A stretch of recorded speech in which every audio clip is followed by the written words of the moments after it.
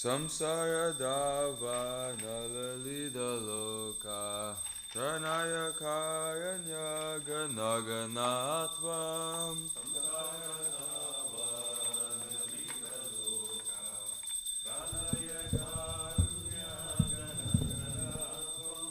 Praptasya kalyana gunanavasya Vande Guru Shri Charanarvindam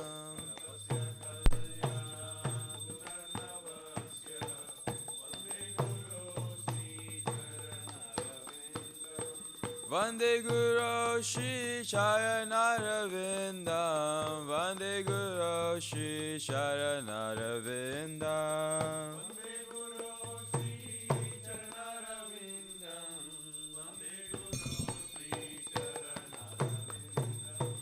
Mahaprabhu Kirtanitya Gita Vaditya Madhyan Manasora Sena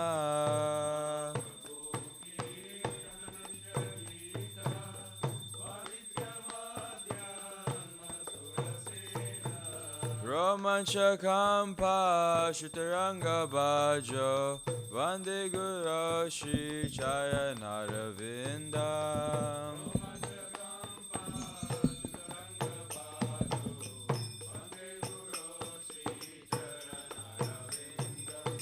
Vande Guru Shri Charanarvindam Vande Guru Shri Charanarvindam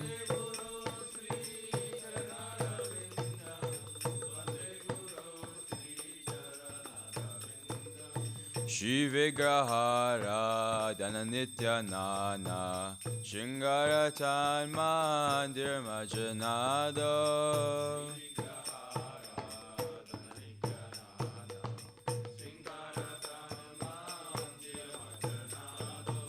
Yuktasya Bhaktam Shaniyunjatopi Vande Guru Shri Charanarvindam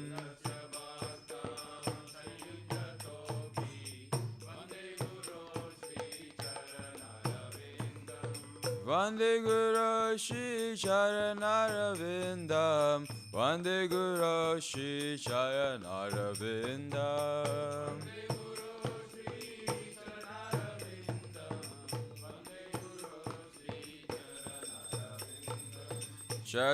Chaturvidashi Bhagavat Prasada Swadhana Triptan Hari Bhakta Sangan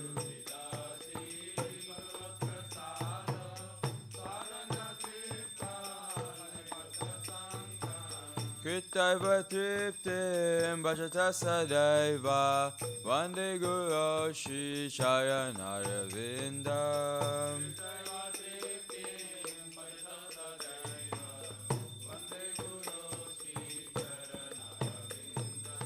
Vande Guru Shri Charanarvindam Vande Guru Shri Charanarvindam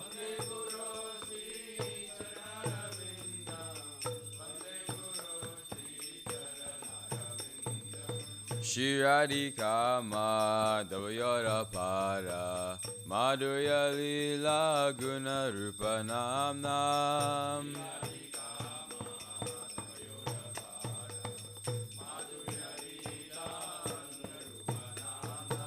Pratikshana Swadhanalalupasya Vande Guru Shri Charanarvindam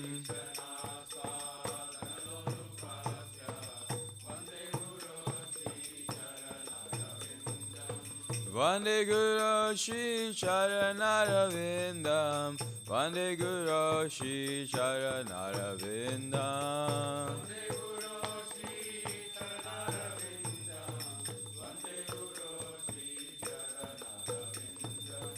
Nikunjayuna Radhikali Siddhai Yayali Vir Yuktir Apekshaniya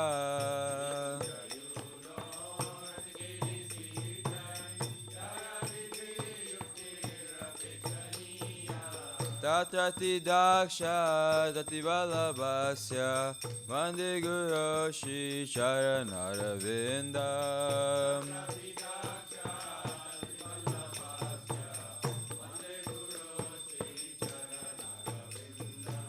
Vande Guru Shri Charanarvindam. Vande Guru Shri Charanarvindam.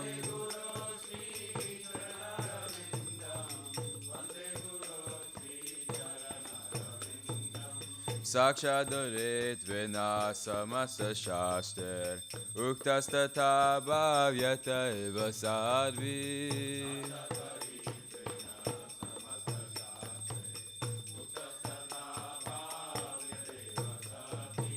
Kintu Prabhurya Priyaeva Tasya Vande Guru Shri Charanarvindam.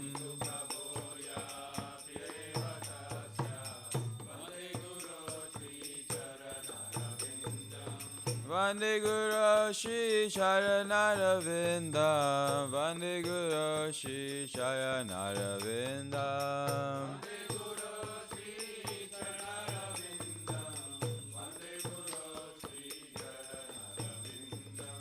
Yasya prasadad bhagavat prasado. Yasya prasadad nagati kutopi.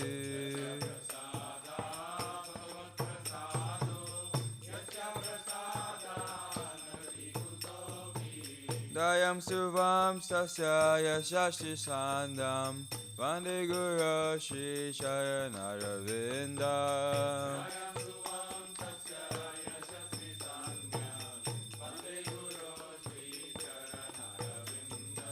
Vande Guru Shri Charanarvindam. Vande Guru Shri Charanarvindam.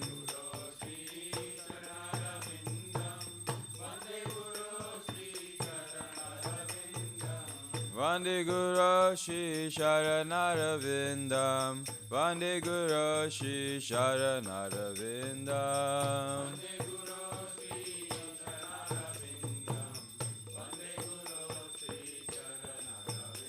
Nama Om Vishnupadaya Krishna Prishtaya Bhutale Srimate Bhakti Vedanta Swaminiti Namine.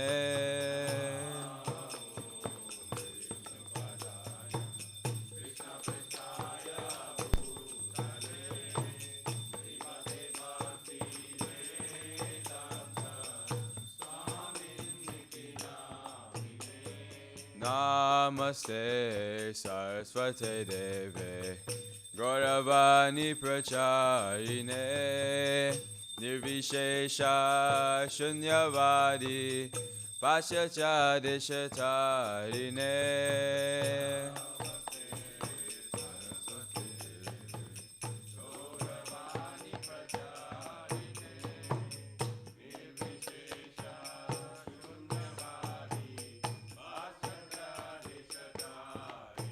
Jaya Shri Krishna Chaitanya Prabhu Nityananda Shri Advaita Gadadhara Shivasari Gaur Bhakta Vrinda.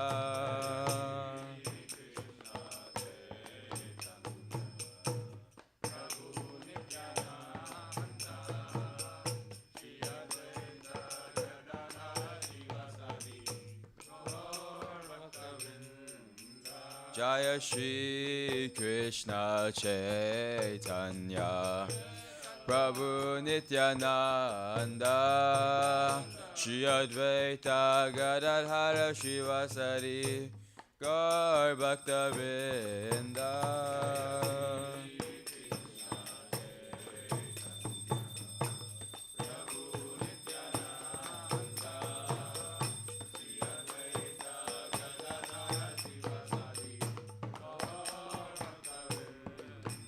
Jaya Shri Krishna Chaitanya Prabhu Nityananda Shri Advaita Gadadhara Shivasari Gaur Bhakta Vrinda.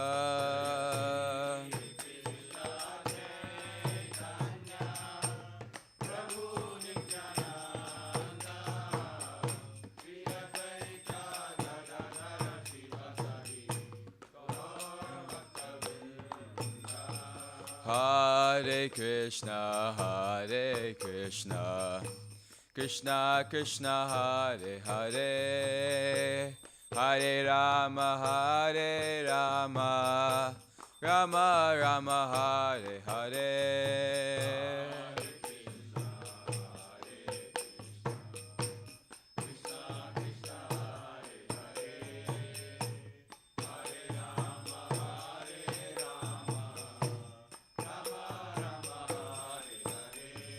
Hare Krishna, Hare Krishna, Krishna Krishna, Hare Hare, Hare Rama, Hare Rama, Rama Rama, Hare Hare.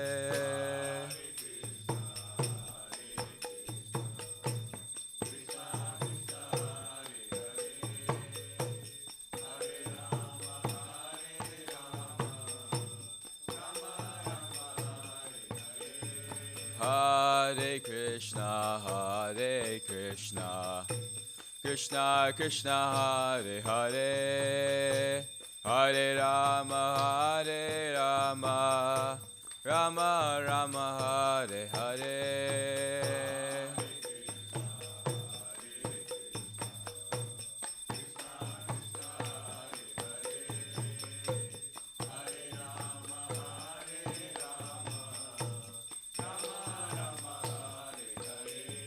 Hare Krishna, Hare Krishna, Krishna Krishna, Hare Hare, Hare Rama, Hare Rama, Rama Rama, Hare Hare.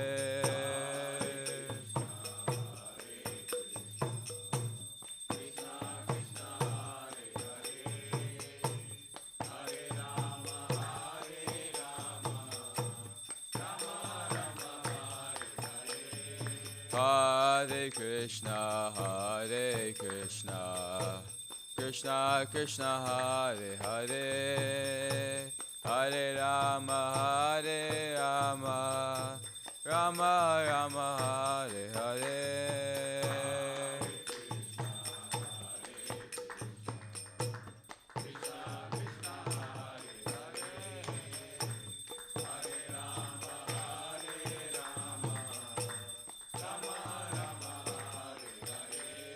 Hare Krishna, Hare Krishna, Krishna Krishna, Hare Hare, Hare Rama, Hare Rama, Rama Rama, Hare Hare.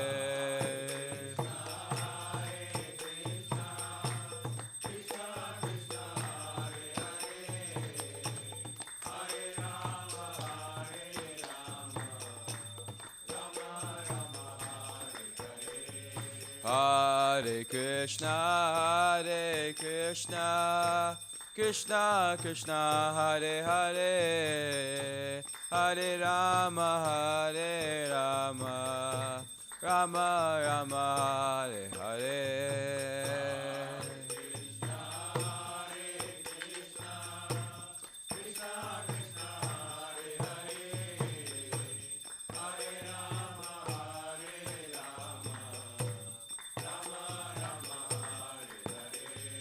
Hare Krishna, Hare Krishna, Krishna Krishna, Hare Hare, Hare Rama, Hare Rama, Rama Rama, Hare Hare.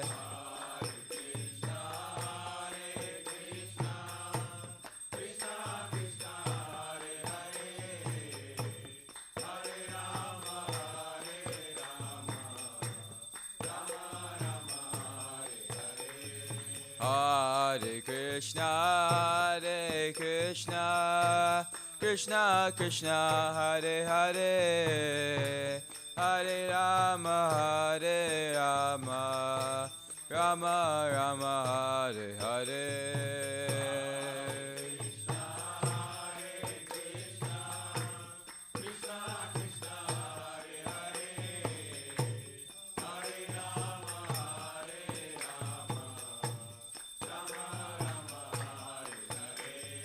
Hare Hare Krishna, Hare Krishna, Krishna Krishna, Hare Hare, Hare Rama, Hare Rama, Rama Rama, Hare Hare.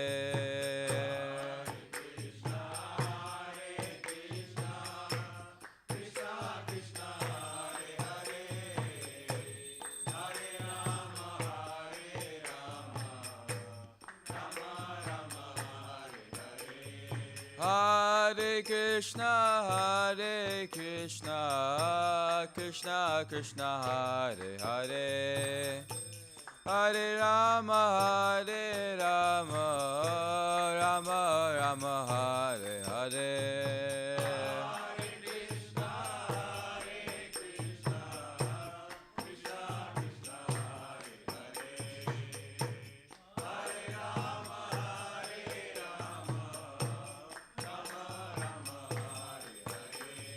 Hare Krishna, Hare Krishna, Krishna Krishna, Hare Hare, Hare Rama, Hare Rama, Rama Rama, Hare Hare.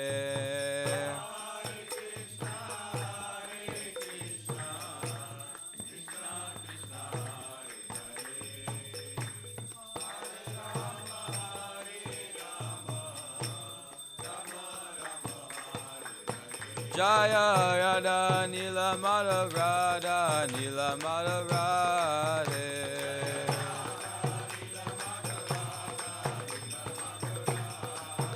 Jaya Radha Nila Madha Radha Nila Madha Radhe.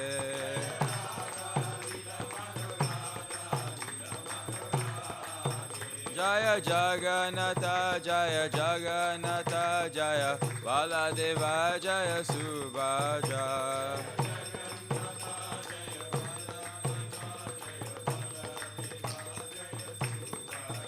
Jaya Sita Ram, Jaya Sita Ram, Jaya Sita Ram, Jaya Lakshman Hanuman.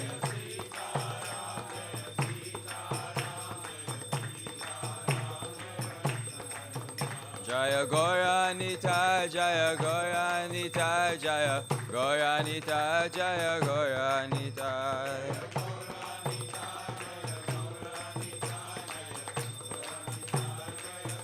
Nitai Gaura Haribo, Haribo, Haribo, Nitai Gaura Haribo.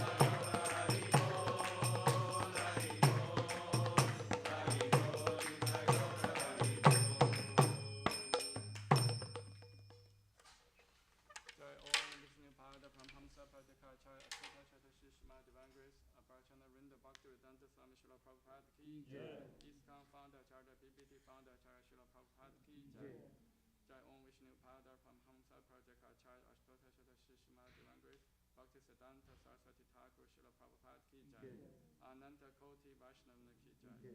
Nama Acharya Srila Haridasa Thakur ki jai. Premise Kaho Shri Krishna Chaitanya Prabhu Nityananda Shri Advaita Gadadhar Srivasadi Gaura Bhaktavinda ki jai. Shri Radha Krishna Gopa Gopinath Shama Kunda Radha Kunda Kili Govardhan ki jai.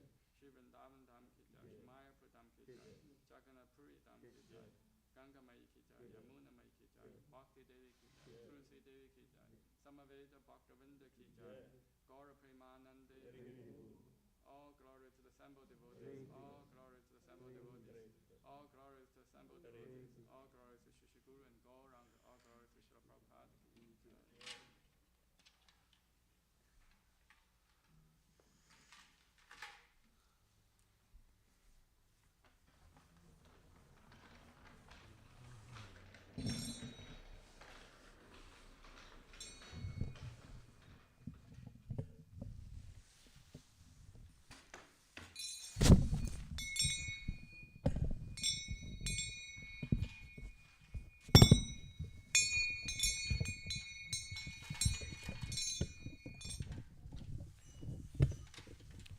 Namaste Narasimhaya.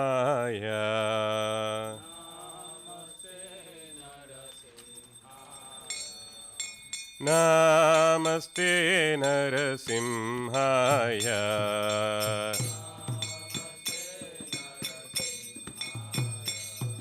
Prahlad लाद दाहिने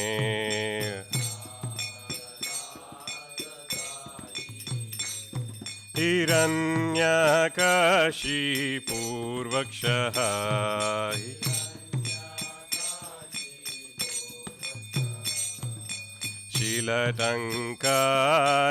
शीलटङ्कानकालये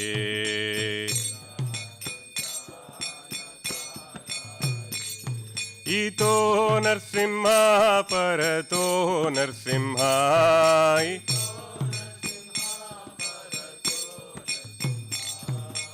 यतो यतो यामि ततो नरसिंहाय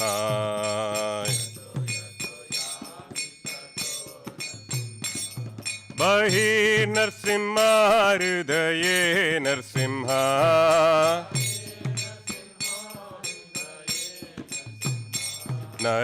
नरसिंहमदिं शरणं प्रपद्ये नरसिंहमदिं शरणं प्रपद्ये तव करकमलवरेणकाम्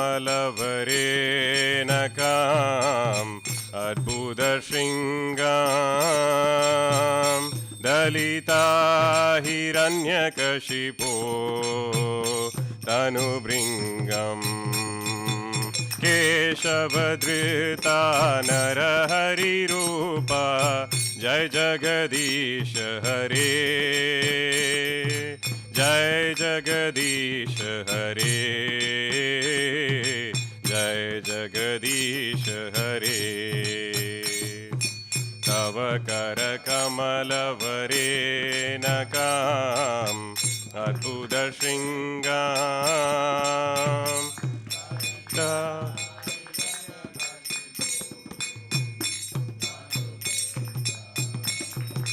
केशवधृता नरहरिरूपा जय जगदीश हरे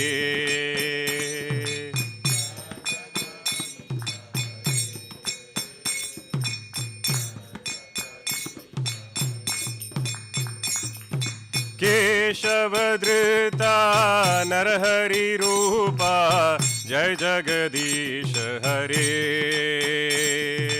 जय जगदीश हरे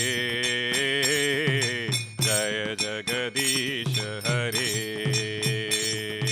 केशवधृता नरहरिरूपा जय जगदीश हरे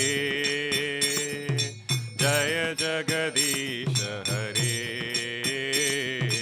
जय जगदीश हरे जय नरसिंहदेव जय नरसिंहदेव जय नरसिंहदेव जय नरसिंहदेव जय नरसिंहदेव सिंहदेव जय नरसिंहदेव जय नरसिंहदेव जय भक्त प्रहलाद जय भक्त प्रहलाद जय भक्त प्रहलाद जय प्रहलाद महाराज जय भक्त प्रहलाद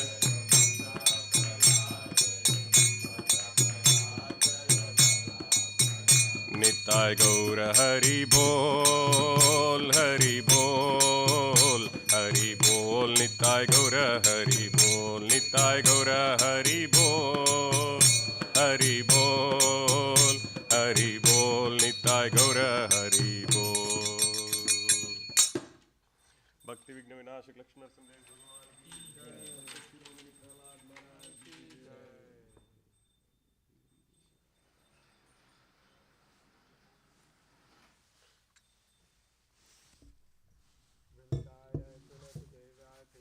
विष्णु भक्ति पदे देवी सत्यवत्याय नमो नमः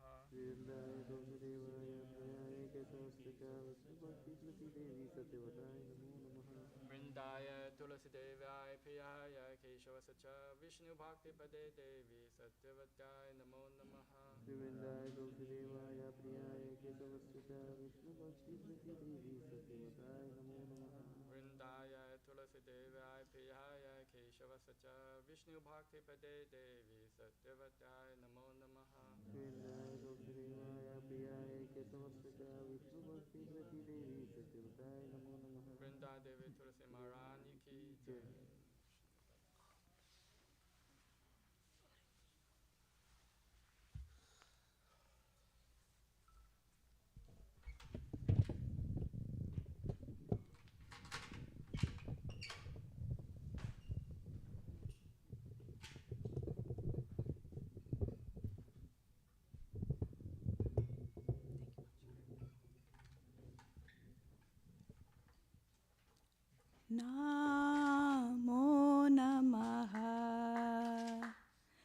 Namo Namaha. Tulasi Krishna Preyasi. Namo Namaha.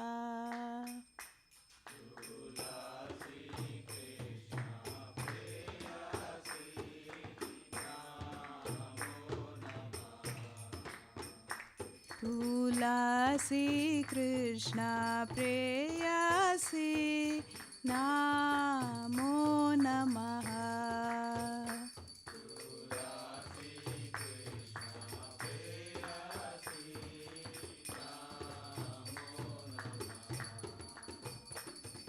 Radha Krishna Seva Pavo.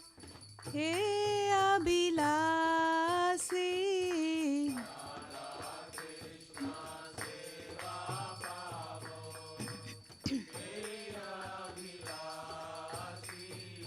Radha Krishna Seva Pavo. He Abhilasi.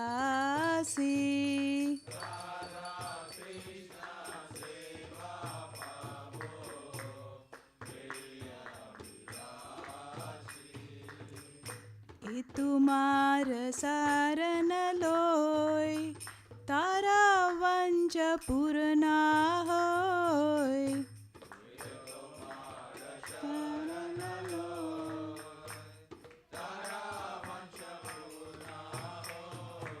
कृपा कोरी कोरो तारे वृंदावनवासी।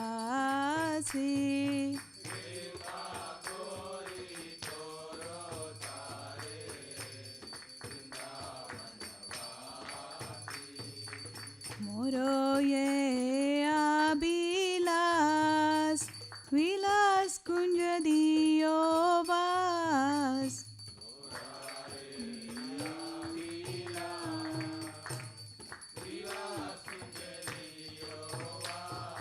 माया ने हेरी मो सादा युगल रूपरासी।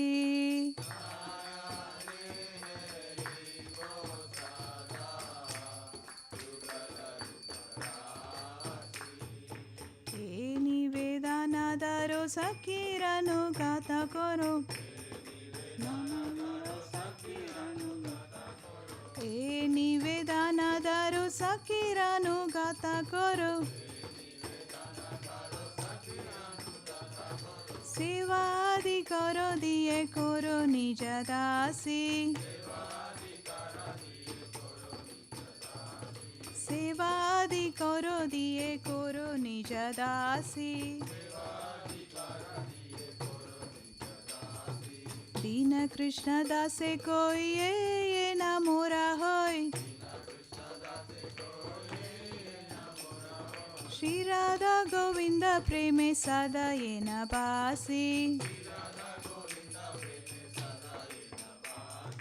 दीन कृष्ण दासे कोई ये न मोरा होय। श्री राधा गोविंद प्रेमे सदा ये न बासी। नमो नमः तुलसी कृष्ण प्रेयसी। नमो नमः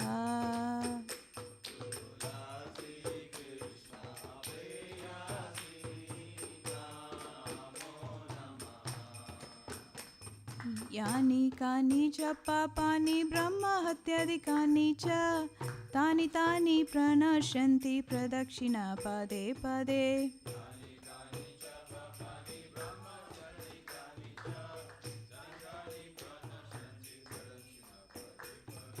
यानि कानि च पापानि ब्रह्म हत्यादिकानि च तानि तानि प्रणश्यन्ति प्रदक्षिणा पदे पदे।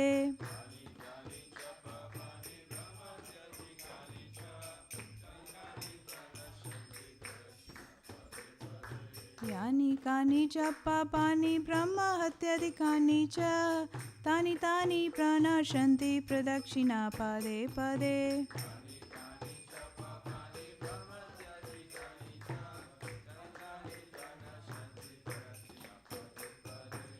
Hare Krishna, Hare Krishna, Krishna Krishna, Hare Hare, Hare Rama, Hare Rama, Rama Rama.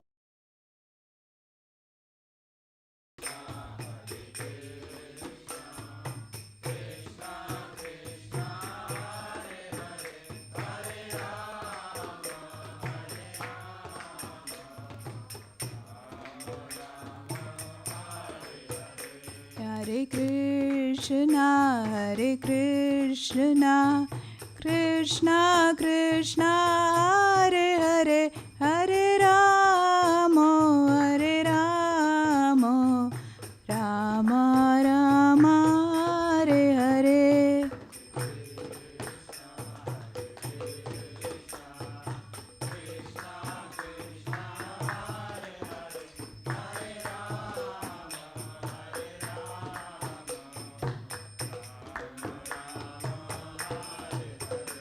Hare Krishna, Hare Krishna, Krishna Krishna, Hare Hare, Hare Rama, Hare Rama, Rama Rama, Hare Hare.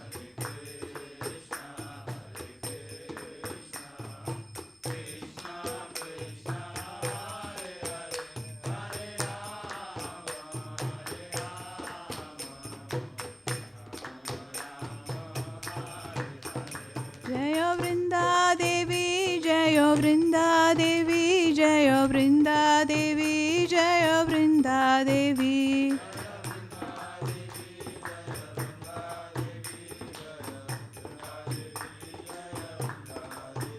Nityaura Hari Bol, Hari Bol, Hari Bol, Neya Hari Bol.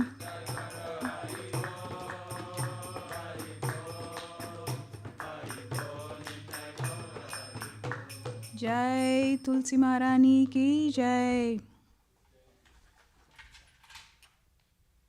Vrindayai Tulsi Devyai Priyayai Keshavasya cha Krishna Bhakti Pradidevi Satyavatyai Namo Namaha.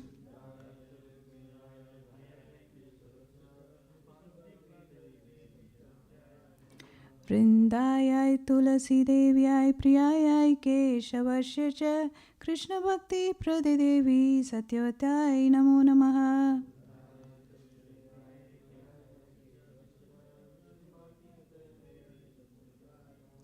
Vrindayai Tulsi Devyai Priyayai Keshavasya cha Krishna Bhakti Pradidevi Satyavatyai Namo Namaha.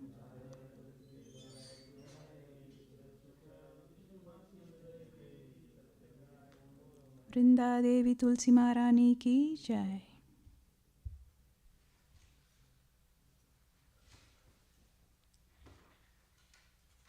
O Tulasi, beloved of Krishna, I bow down before you again and again.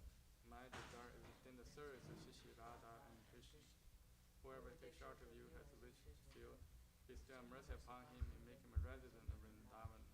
My desire is that you also grant me residence in the precious gold of Shiva Vrindavan town.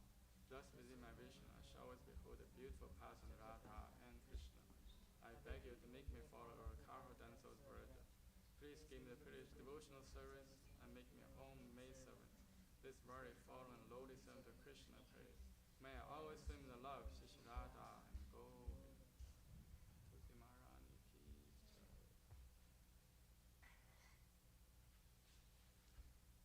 There are 10 offenses in the matter of chanting holy names that should be avoided, and they are as follows. 1. To blaspheme the devotees who have dedicated their lives for the propagation of holy name of the Lord.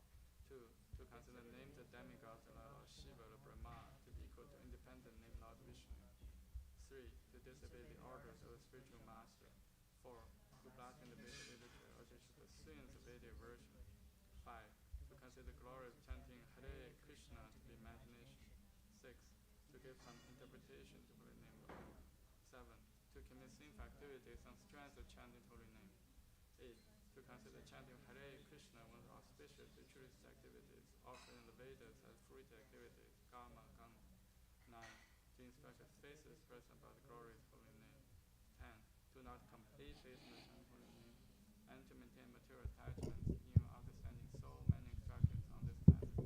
It is also an offense to inattention holy name. Every devotee who claims the right must test the guard and these sentences in order to quickly achieve desired success. Krishna Prema. Now let us have more time for businesses on all the Vaishnava devotees in the world.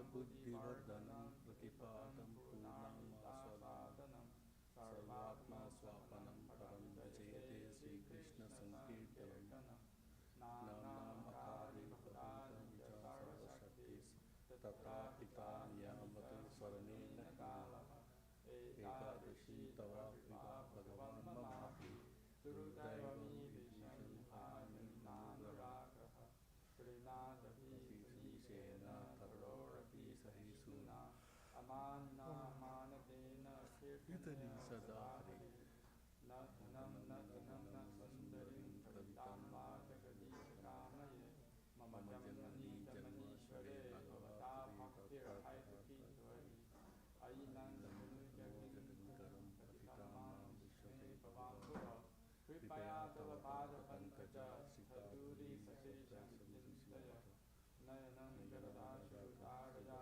रत्नं गद्गदहृदया गिरा पुलकैर्निशितं वपुर्गदा तव नाम ग्रहणे भविष्यति युगायितं निमीशेन चक्षुषा प्राविशाहितं शून्याहितं जगत्सर्वं गोविन्दविरहेण मे आश्रितवापादरतां विन्नस्तु माम् अदर्शनां मार्महतां करोतु वा यथा तथा भावि तथा तु लभ्यतो मत्प्राणनाथस्तु स एव न परः हरे कृष्ण कृष्ण कृष्ण हरे हरे हरे राम हरे हरे श्री चैतन्य शास्त्र संहिता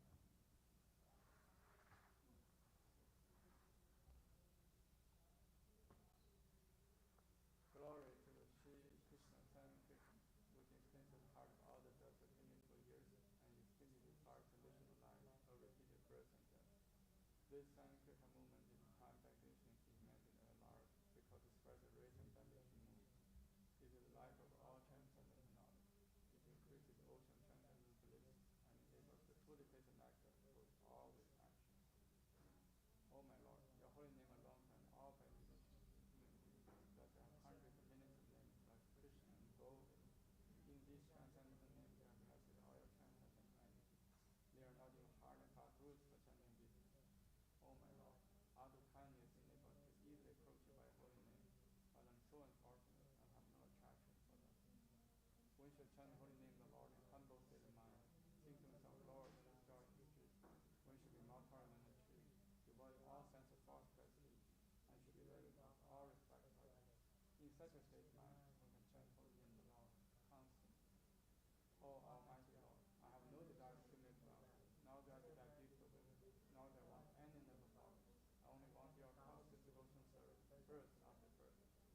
O Son of Alexander, I'm your eternal servitor, yet somehow I have fallen into this ocean of birth and death.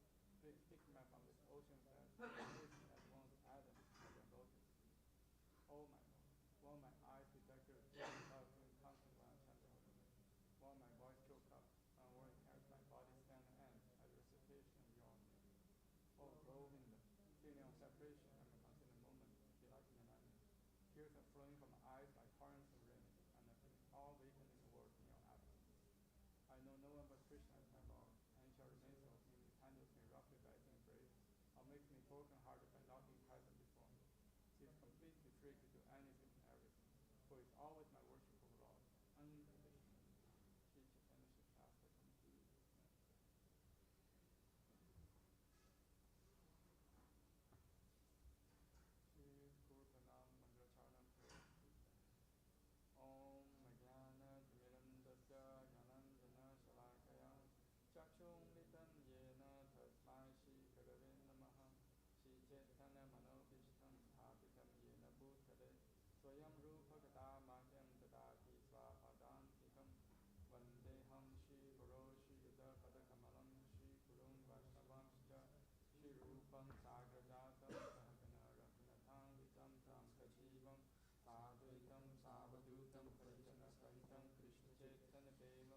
Shivata Krishna Padam Sahagana Lalita Shri Shakhamritam Scha Nama Om Vishnu Padaya Krishna Prishaya Bhutale Shrimate Bhaktivedanta Swami Iti Namine Namaste Saraswate Deve Gauravani Pracharine Nirvishesha Shunyavadi Paschatya Desha Tarine Nama Om Vishnu Padaya Krishna Prishthaya Bhutale Shrimate Bhaktivedanta Saraswati Iti Namine Shri Varshavani Devi Praitaya Prabhaptaye Krishna Sampanda Vijnana Daine Prabhave Namaha Madhuryo Jala Premade Shri Rupanuga Bhaktita Shri Gaura Karna Shakti Vigrahaya Namostate Namaste Gauravani Shri Murtaye Vidadarine Rupanuga Virudapa Siddhanta Dvanta Harine Namo Gaurishwaraya Sakshat Vairagya Murtaye Rupalampara Sambhode Padam Bhajate Namaha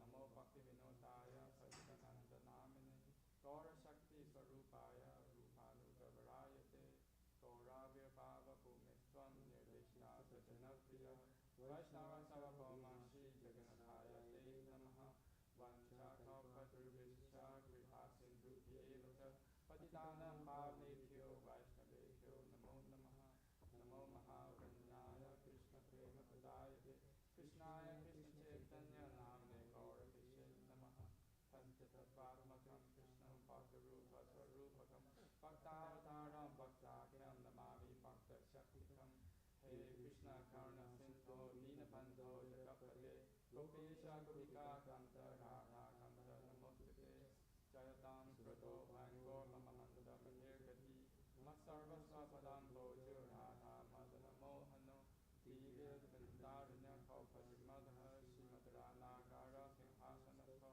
Srimad Radha Shila Govinda Devo Vishtari Seva Mano Smarami Srimad Rasarasarampi Vamsi Vata Tathastita Parsyam Vidnu Sanar Gopir Gopinatha Shriyetuna Tapta Kantana Gaurangi Bhate Vrindavaneshwari Vishabhanu Sute Devi Pranamami Haripriye Jai Shri Krishna Chaitanya Prabhu Nityananda Shri Advaita Gadadhar Srivasadi Gaura Bhaktavinda Hare Krishna Krishna Krishna Hare Hare Hare Rama Rama Rama Hare Hare Shri Brahma Samhita ki jai. Ishvara Parama Krishna Satchidananda Vigraha Anandiraja Govinda Sarvakarana Karanam Chintamani Pranarasatma Sutta Pariksha Lakshadu Desha Suravira Vipalayantam Lakshmi Sahasrasata Sambrama Sevimanam Govinda Madi Purusham Tamaham Bhajami Venu Pranam Tamaravinda Talaya Dasham Paraharatam Samasitam Pudasundarangam Gandharva Godiga Maniya Vishesha Shobham Govinda Madi Purusham Tamaham Bhajami Alola Chandrakala Sarvadhamari Vamsi Radham Gadam Pranayakiri Kalavilasam Shyamam Shivanga Lalitam Yata Prakasam Govinda Madi Purusham Tamaham Bhajami Anurani Yasya Sakalendriya Vidhimanti Pasyanti Manti Chalayanti Chiram Jaganti Ananda Chinmaya Sadrujala Vigrahasya Govinda Madi Purusham Tamaham Bhajami Advaitam Achyutam Anagam Ananta Rupam Adyam Purana Purusham Navayovanam Cha Vedesu Durlabam Durlabam Atma Bhakto Govinda Madi Purusham Tamaham Bhajami Pantastu Koti Sattvatsala Sapraganyo Vayoratapi Manasomani Pangamana Sovyastya Prapatsimya Kuchintatve Govinda Madi Purusham Tamaham Bhajami Ekotya Sarvya Jagadanta Koti Yaschaktirasti Jagadanta Chalayadanta Antantarasta Paramanu Chayantarasta Govinda Madi Purusham Tamaham Bhajami Yad Bhava Bhagavadyo Manjastadeva Samprapya Rupa Mahimapana Yana Bhusa Suktaryam Eva Yutamapasithai Suvanti Govinda Madi Purusham Tamaham Bhajami Ananda Chinmaya Rasa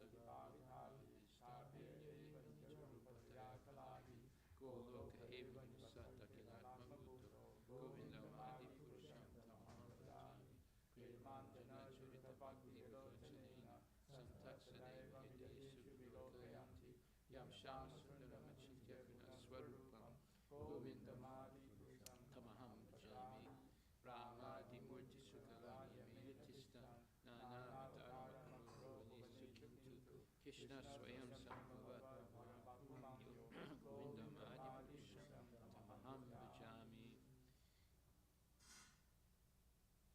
Okay, read the translation.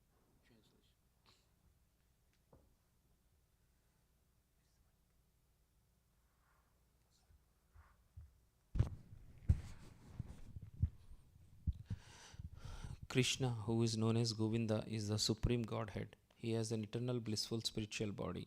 He is the origin of all. He has no other origin, and he is the prime cause of all causes.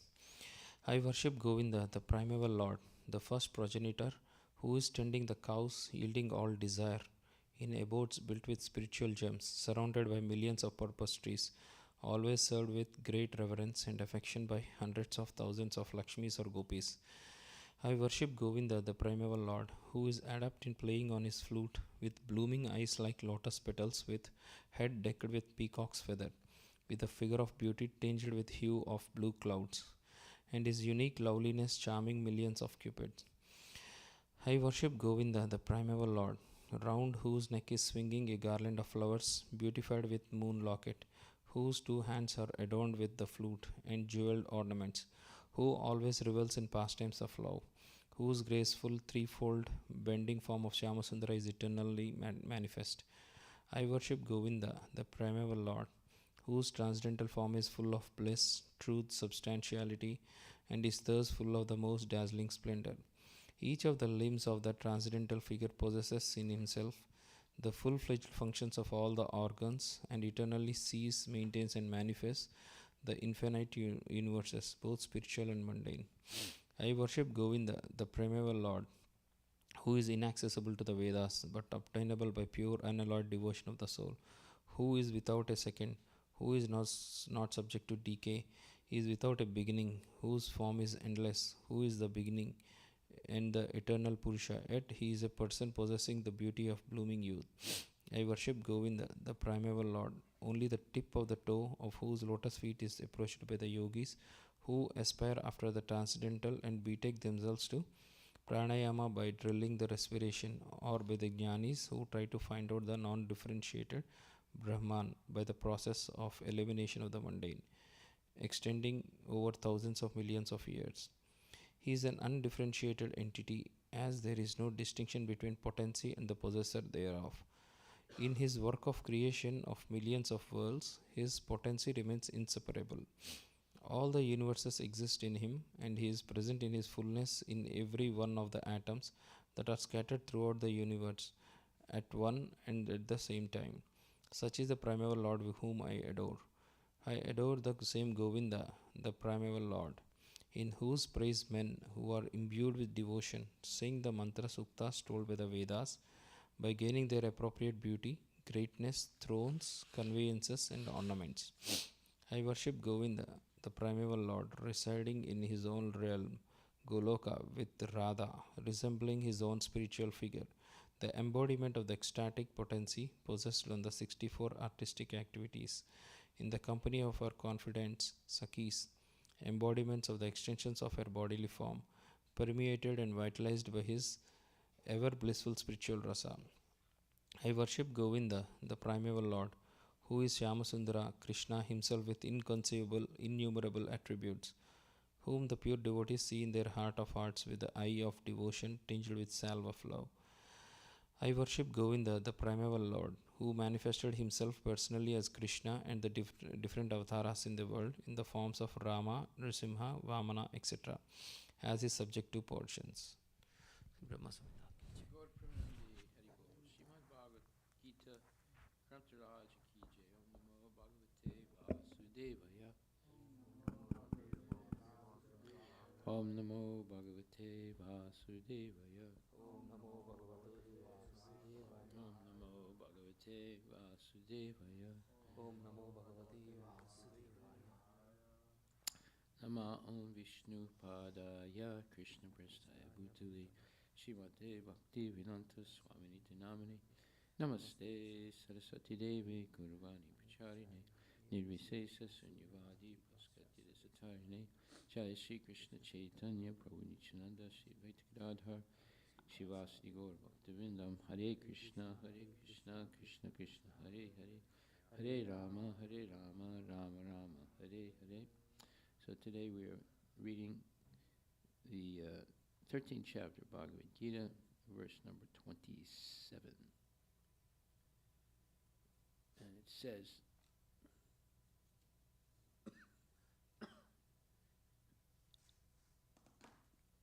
Yavat sanjayate kinchit sattvam stavara jangamam chetrasitragya samyogat tadvidi bharatar sabha. O chief of the Bharatas, know that whatever you see in existence, both the moving and the non-moving, is only a combination of the field of activities and the knower of the field. So what is the field of activities? It's the 24 elements that make up the material world. And they are earth, water, fire, air, and ether.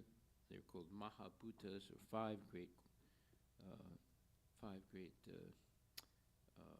material qualities: earth, water, fire, air, and ether.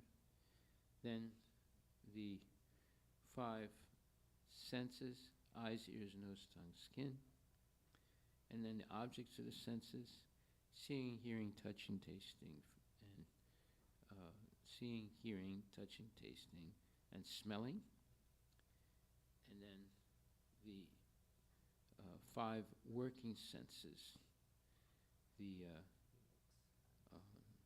the voice, the arms, the hands, the legs, the anus, and the genital. And then the three subtle senses: mind, intelligence, and ego. And then the unmanifest state of material nature, called the pradhana, in which the time element and the modes of material nature are not acting, so everything is at a standstill. And then when the time element acts and the modes of material nature begin to interact, then it's called the mahatattva, the manifest material nature. So those are the 24 elements, material elements. And then next is the knower of the field. But there happens to be two knowers of the field: the individual jiva and the supersoul. So you have two knowers of the field, or meaning the 24 elements that make up the material body. And the supersoul is present in everyone's body, in every atom of the universe. That's why things work in the universe in a organized way. Nothing is haphazard in the universe, as opposed to what the scientists say today.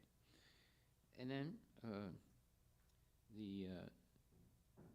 therefore, you have two knowers: the jiva, that knows only his or her own body, and the supersoul that knows all bodies and is present everywhere. So that's the difference between the supersoul and the jiva.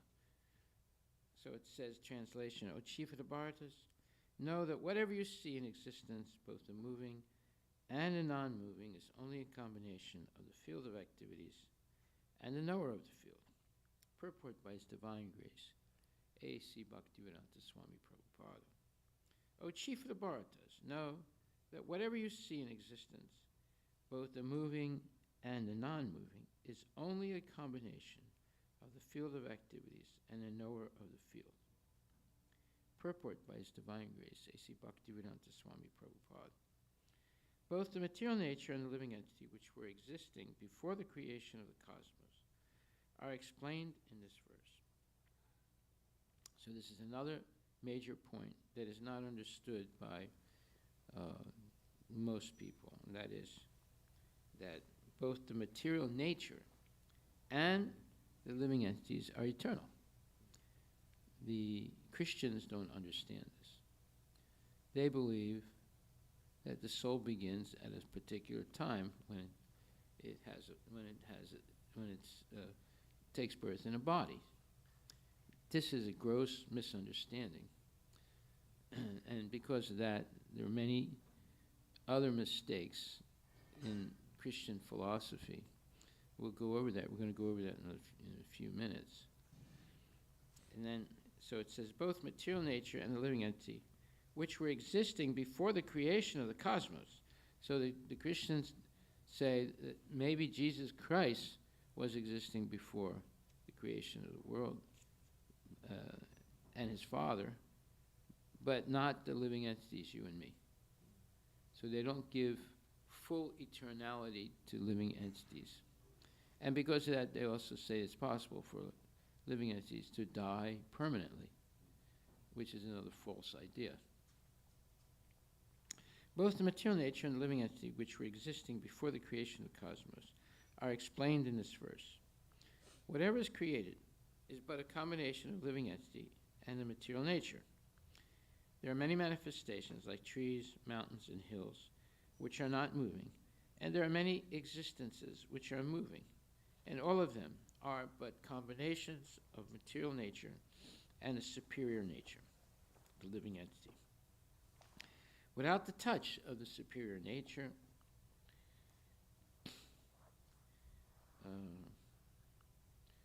the living entity, nothing can grow. The relationship between material nature and the spiritual nature is eternally going on, and this combination is affected by the Supreme Lord. So here's another major difference between modern science and Vedic knowledge. Modern science says that there's only matter. There's no such thing as a soul. If there is a soul, it's a combination of matter. It's made from the combination of matter. This is completely false, and there's no substantiality to such an idea. So here it says, there are many manifestations like trees, mountains, and hills, which are not moving, and there are many existences which are moving, and all of them are but combinations of the material nature and the superior nature, the living entity. Without the touch of the superior nature, in other words, without the presence of a jiva in the body, without the touch of the superior nature, the living entity, nothing can grow. So why is it that a baby or the body of an embryo grows in the womb? It's because there's a jiva. If there's no jiva, like for example, there is such a thing as stillbirth. Stillbirth means that a mother is developing the body of the child in her womb, and at a certain point, the embryo dies. And then they have to have an operation to take it out of the body of the mother, or that she has she loses the embryo naturally. So why did the embryo die? Because the jiva left the body. So there are, you can look up stillbirth. So we have to understand why these things happen. The scientists have no explanation for it. They just say, well, it died. Why did it die? Because the jiva left the body, that's why. What does it say? Stillbirth is when a baby dies in the womb after 20 weeks of pregnancy. Most stillbirths happen before a pregnant person goes into labor, but a small number happen during labor and birth. Stillbirth affects about 1 in 160 pregnancies each year in the United States.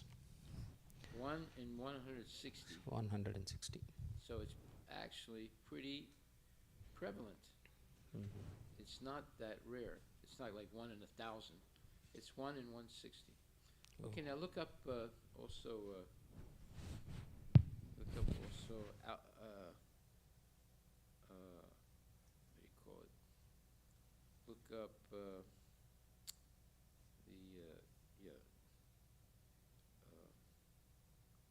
when those kids are not able to function. What is it called? Syndrome. No, not stillbirth. Autism. Look up autism. It used to be like 1 in 1,000, and now it's like 1 in 100. it's become very prevalent. Autism, A-U-T-I-S-M. See how prevalent it is. And there's a reason why it's become so prevalent. I'll explain it. More than 200,000 cases per year, US cases per year. So it's one in how much? One in how much? Just like stillbirth is 1 in 160,000. 1 in 160,000 births. What is autism now? It's more prevalent than stillbirth. Does it say? 1 in 36. Oh. Look 1 in how 36. prevalent it's become. Yeah. 1 in 36 in Okay. It used to be 1 in 1,000, Oh, and then it went down. Now it's 1 in 36. yes. 1 in 36. Okay, that means it's very prevalent. Now, why is that? It's because, I mean, there's different theories why, but one theory is that the doctors and the scientists reject. It's because they give an injection to a 2-day-old baby with a needle right directly into their bloodstream of a type of vaccine that has an element of mercury in it. Mercury is poisonous, right? Now, if they make a mistake in the quantity of mercury in that injection, the child gets autism for the rest of their life.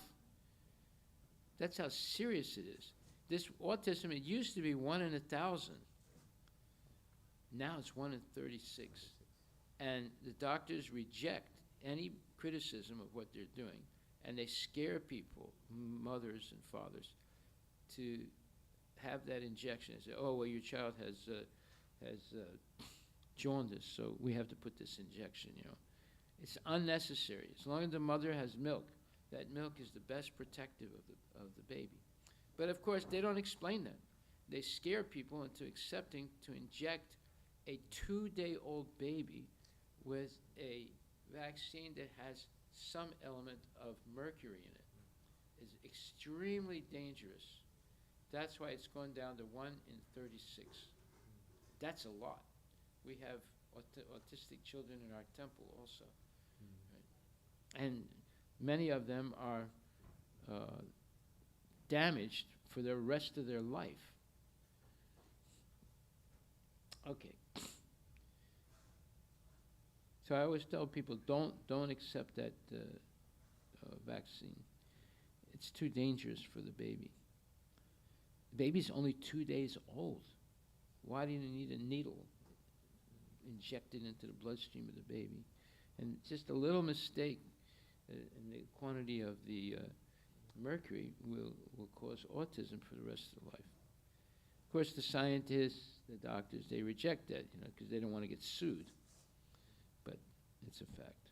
Okay, so it says,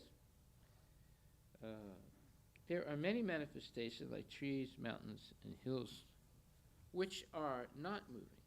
And there are many existences which are moving. And all of them are but combinations of the material nature and the superior nature, the living entity. Without the touch of the superior nature, the living entity, nothing can grow. The relationship between material nature and the spiritual nature is eternally going on, and this combination is affected by the Supreme Lord. Therefore, he is the controller of both the superior and inferior natures. The material nature is created by him, and the superior nature is placed in this material nature. And thus, all these activities and manifestations take place. So here we see how incomplete and how much nonsense modern science is. They reject the existence of a soul, and they insist that there's no such thing as a soul, there's only matter. So then, how good is their knowledge? Basically, very, very bad. It's not actual knowledge. They're teaching ignorance. And because of that, people unnecessarily suffer.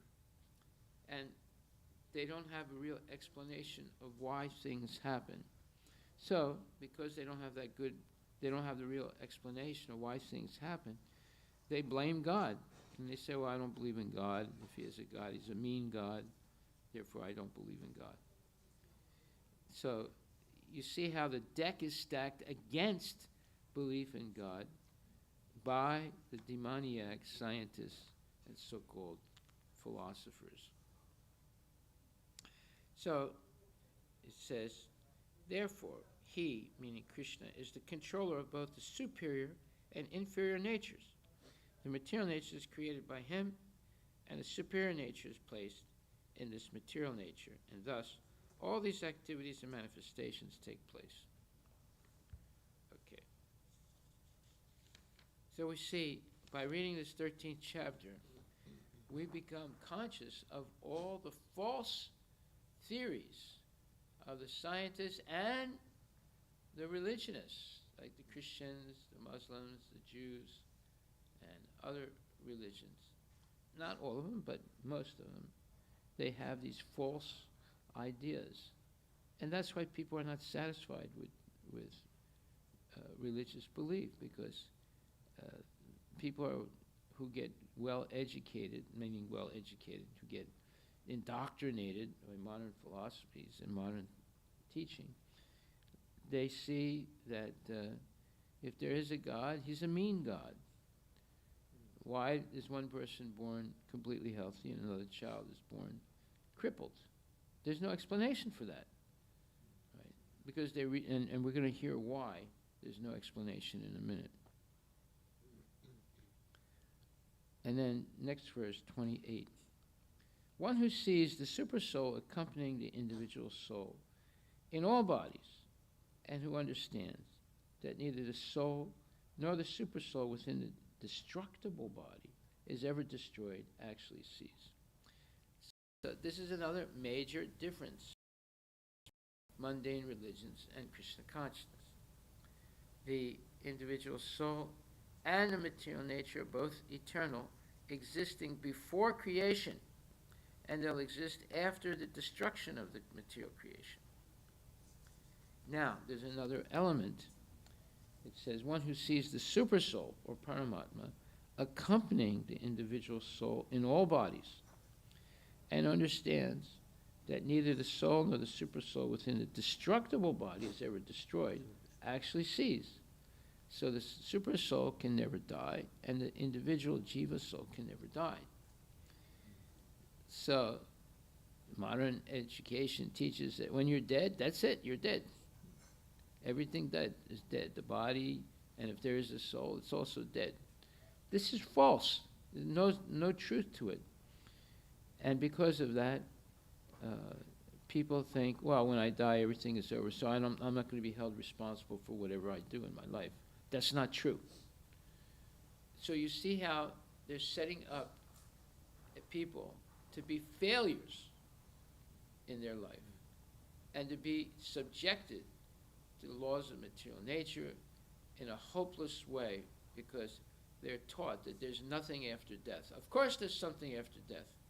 The soul is eternal. Paramatma also is eternal. See? They don't believe in the existence of Paramatma in the body. So what knowledge do they have? It's all junk. And because of that, they're being misled, and their lives are being ruined, and they're stuck in the whole cycle of birth and death. Purport by Srila Prabhupada, verse 28. Anyone who by good association can see three things combined together, the body, the proprietor of the body, or the individual soul, and the friend of the individual soul, is actually in knowledge. Do they teach this in school? No. They teach opposite things in school, that there's only material nature, that's it. There's no such thing as a soul. There's no such thing as a super soul. So, a child is taught 1/3 of reality.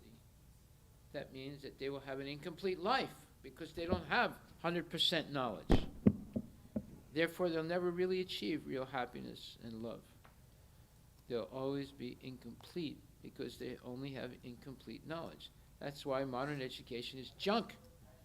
It teaches everyone to be a failure in life. To not attain real love, to not attain real sense of dependency on God. Everyone thinks they're independent nowadays. How can you say you're independent when you're getting old, you're getting sick and dying? It's nonsense.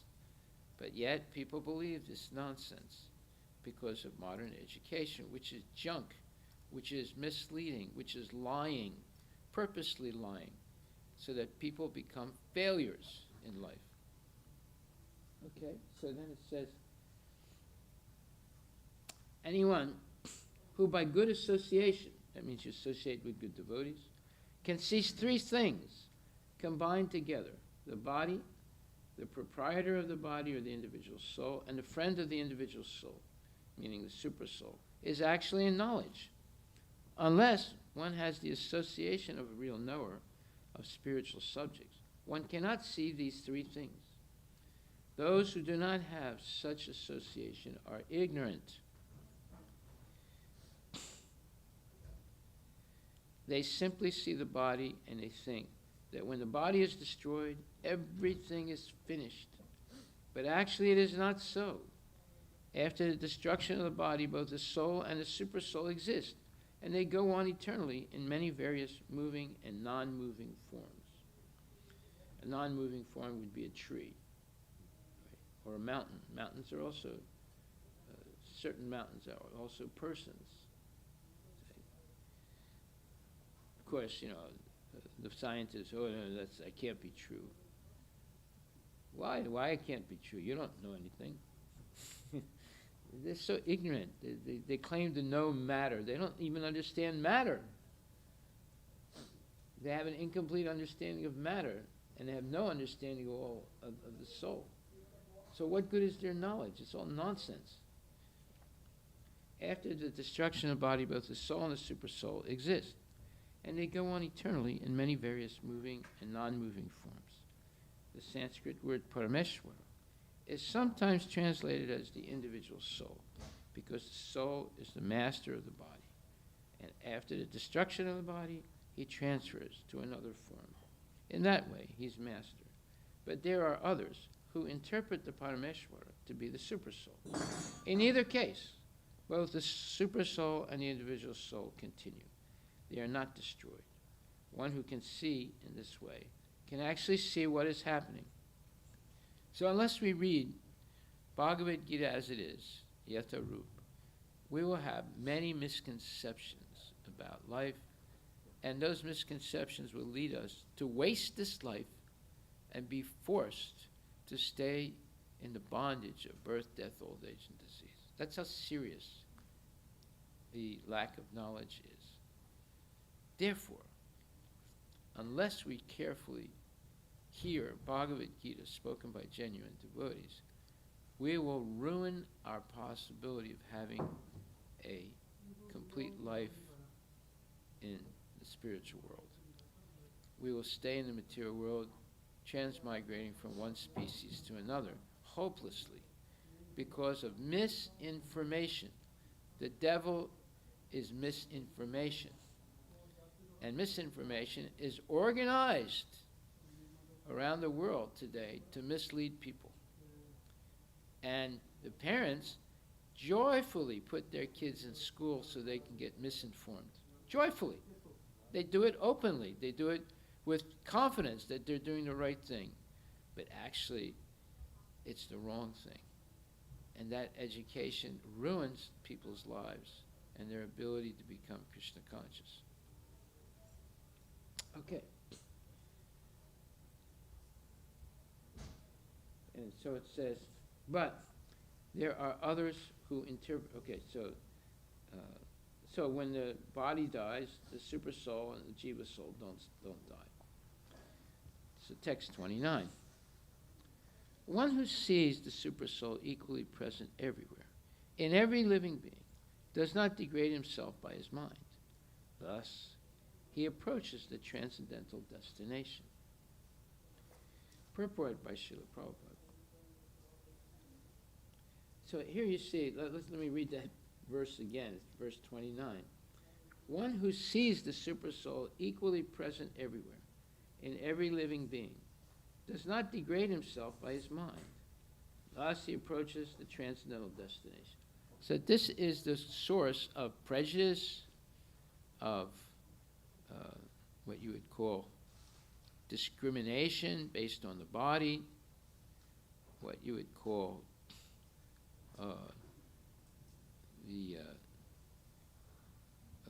illusory concepts about the body and the soul.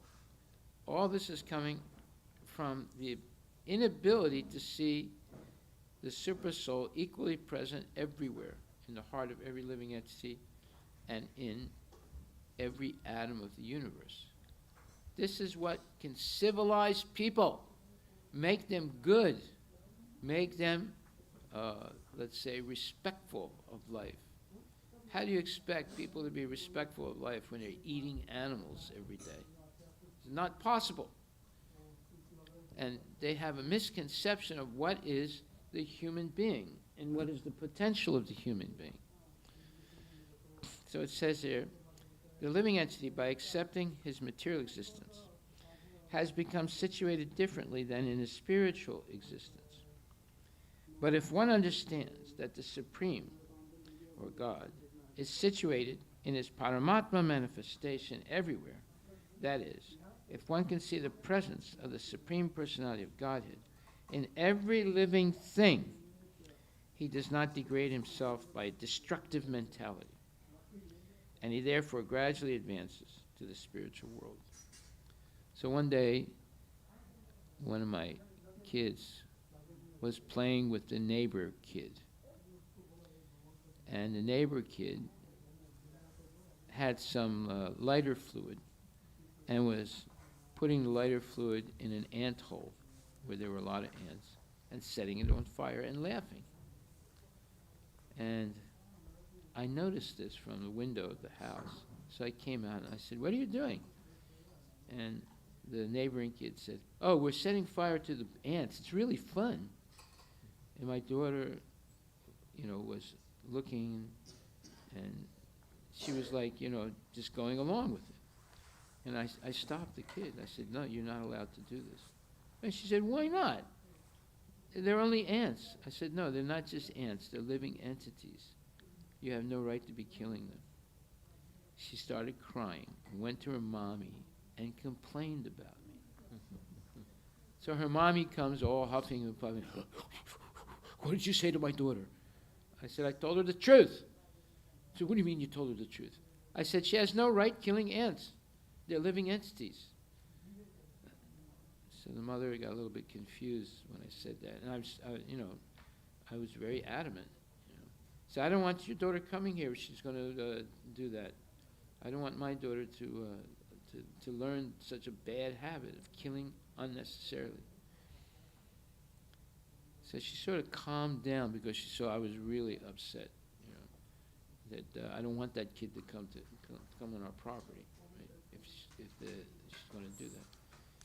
So then she looked at her daughter and says, "Oh, honey, you shouldn't do that." She said, "Why not, Mommy? I like killing ants." No, it's not a good thing to do. The mother agreed with me.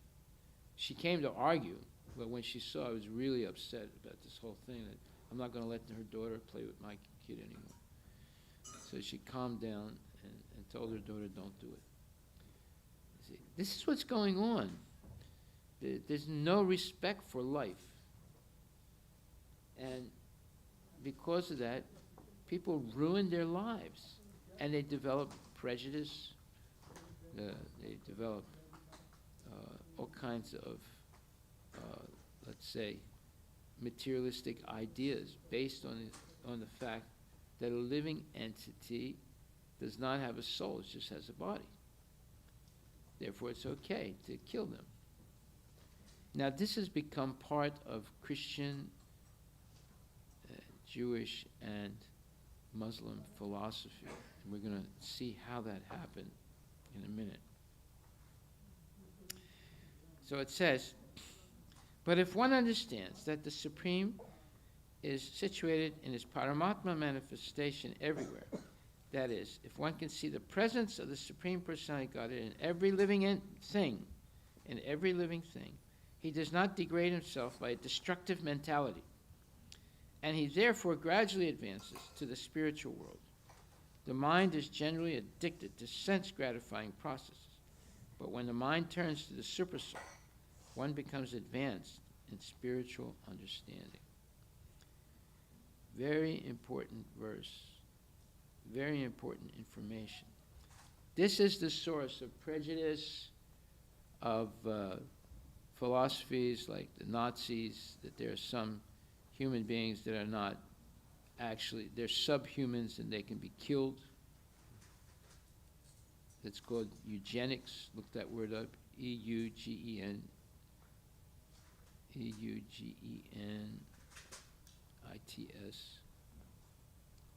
No, eugenics, I-C. E-U-G-E-N-I-C. What's it say? Got it? Microphone. EUGENICS, Maharaj. Yeah, what does it say? Eugenics. The study of how to arrange reproduction within a human population to increase the occurrence of heritable characteristics In other regarded words, as desirable. What it means is how to kill living human beings that are considered subhuman. And they're not subhuman, but it's an arbitrary decision made by, and by the way, eugenics began in the United States. It was the Nazis learned it from the United States. Oh. It is written that it's Can you speak into the microphone? Developed largely by Sir Francis Galton as a method of improving the human race. Eugenics was increasingly discredited as unscientific and racially biased during the 20th century, especially after the adoption of its doctrines by the Nazis in order to justify the treatment of Jews, disabled people, and other minority groups. Yeah. You see. So wait a minute. Who is that man? Was he American or English or what? Sir Francis Galton. Okay, so it's English. English. Yeah, but the Americans actually did it. Mm-hmm. They started. It's the founder of what is the name of that? Parenthood. The people that do all the abortions. Anyway, the lady was an American. She started the first killing in Harlem, the black neighborhood of New York, because she considered black people as not human beings. And then the Nazis heard about this, and they adopted the concept of eugenics, and they applied it to the Jews and gypsies and the communists. They didn't just kill Jews. They killed a lot of gypsies, and they killed a lot of communists also, because they considered them subhumans. And it's arbitrary. They're not subhumans. They're human beings. But they just gave this false identification as subhuman, and therefore you can kill them. And you purify the race of human beings. You see. So it was not originally it was not a Nazi concept. It was an American concept, started by this Englishman, because they started doing this in New York in the early part of this 20th century. And then they expanded it to India. India does the most abortions in the world. Your country. Right. Did you know that? They do the most abortions in the world. Yeah, it's terrible. And America also does a huge amount of abortions. So this lady, what's her name? I'll think about it. in a minute. She went to India in the 1950s to teach them eugenics.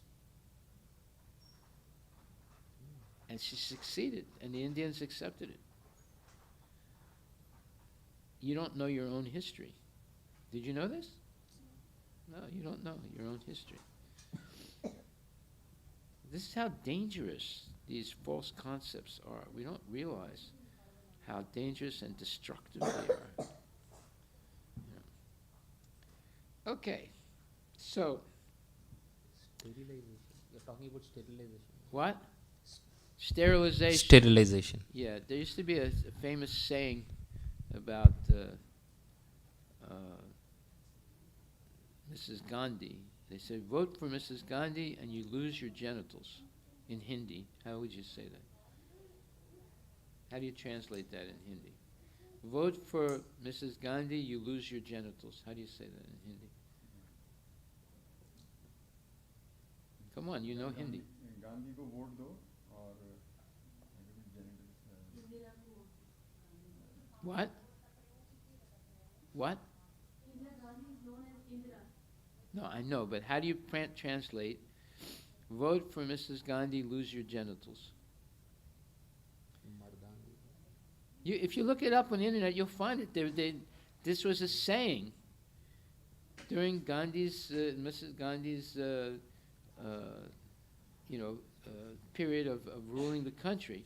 She started this mandatory, what you would call mandatory neutering of Indian men.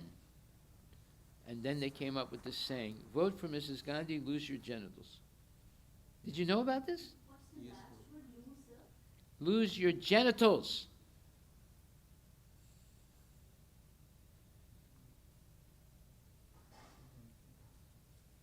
Huh? Last part I cannot connect exactly in this word, but Gandhi को vote दो और अपनी I don't know.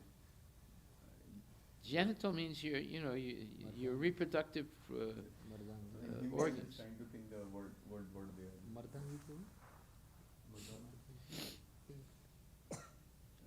Maybe your male orientation or like Mardani? Yeah, meaning males. The There males. is one word, what do you say? Mardani. Like Mardani means like you are a man. Yeah. That one word I can. You correlate. lose your manhood. Manhood. That I can correlate. That's Mardan. What do you call it? Mardani. Yeah, something Mardani. Something like it's like a man. You are losing your manhood. So let me hear it, the whole phrase. Gandhi को vote दो और अपनी मर्दांगिनी. Okay, now look that up in Hindi. That's what I'm trying. Look that up in Hindi. This was a saying. I know more about your history than you do.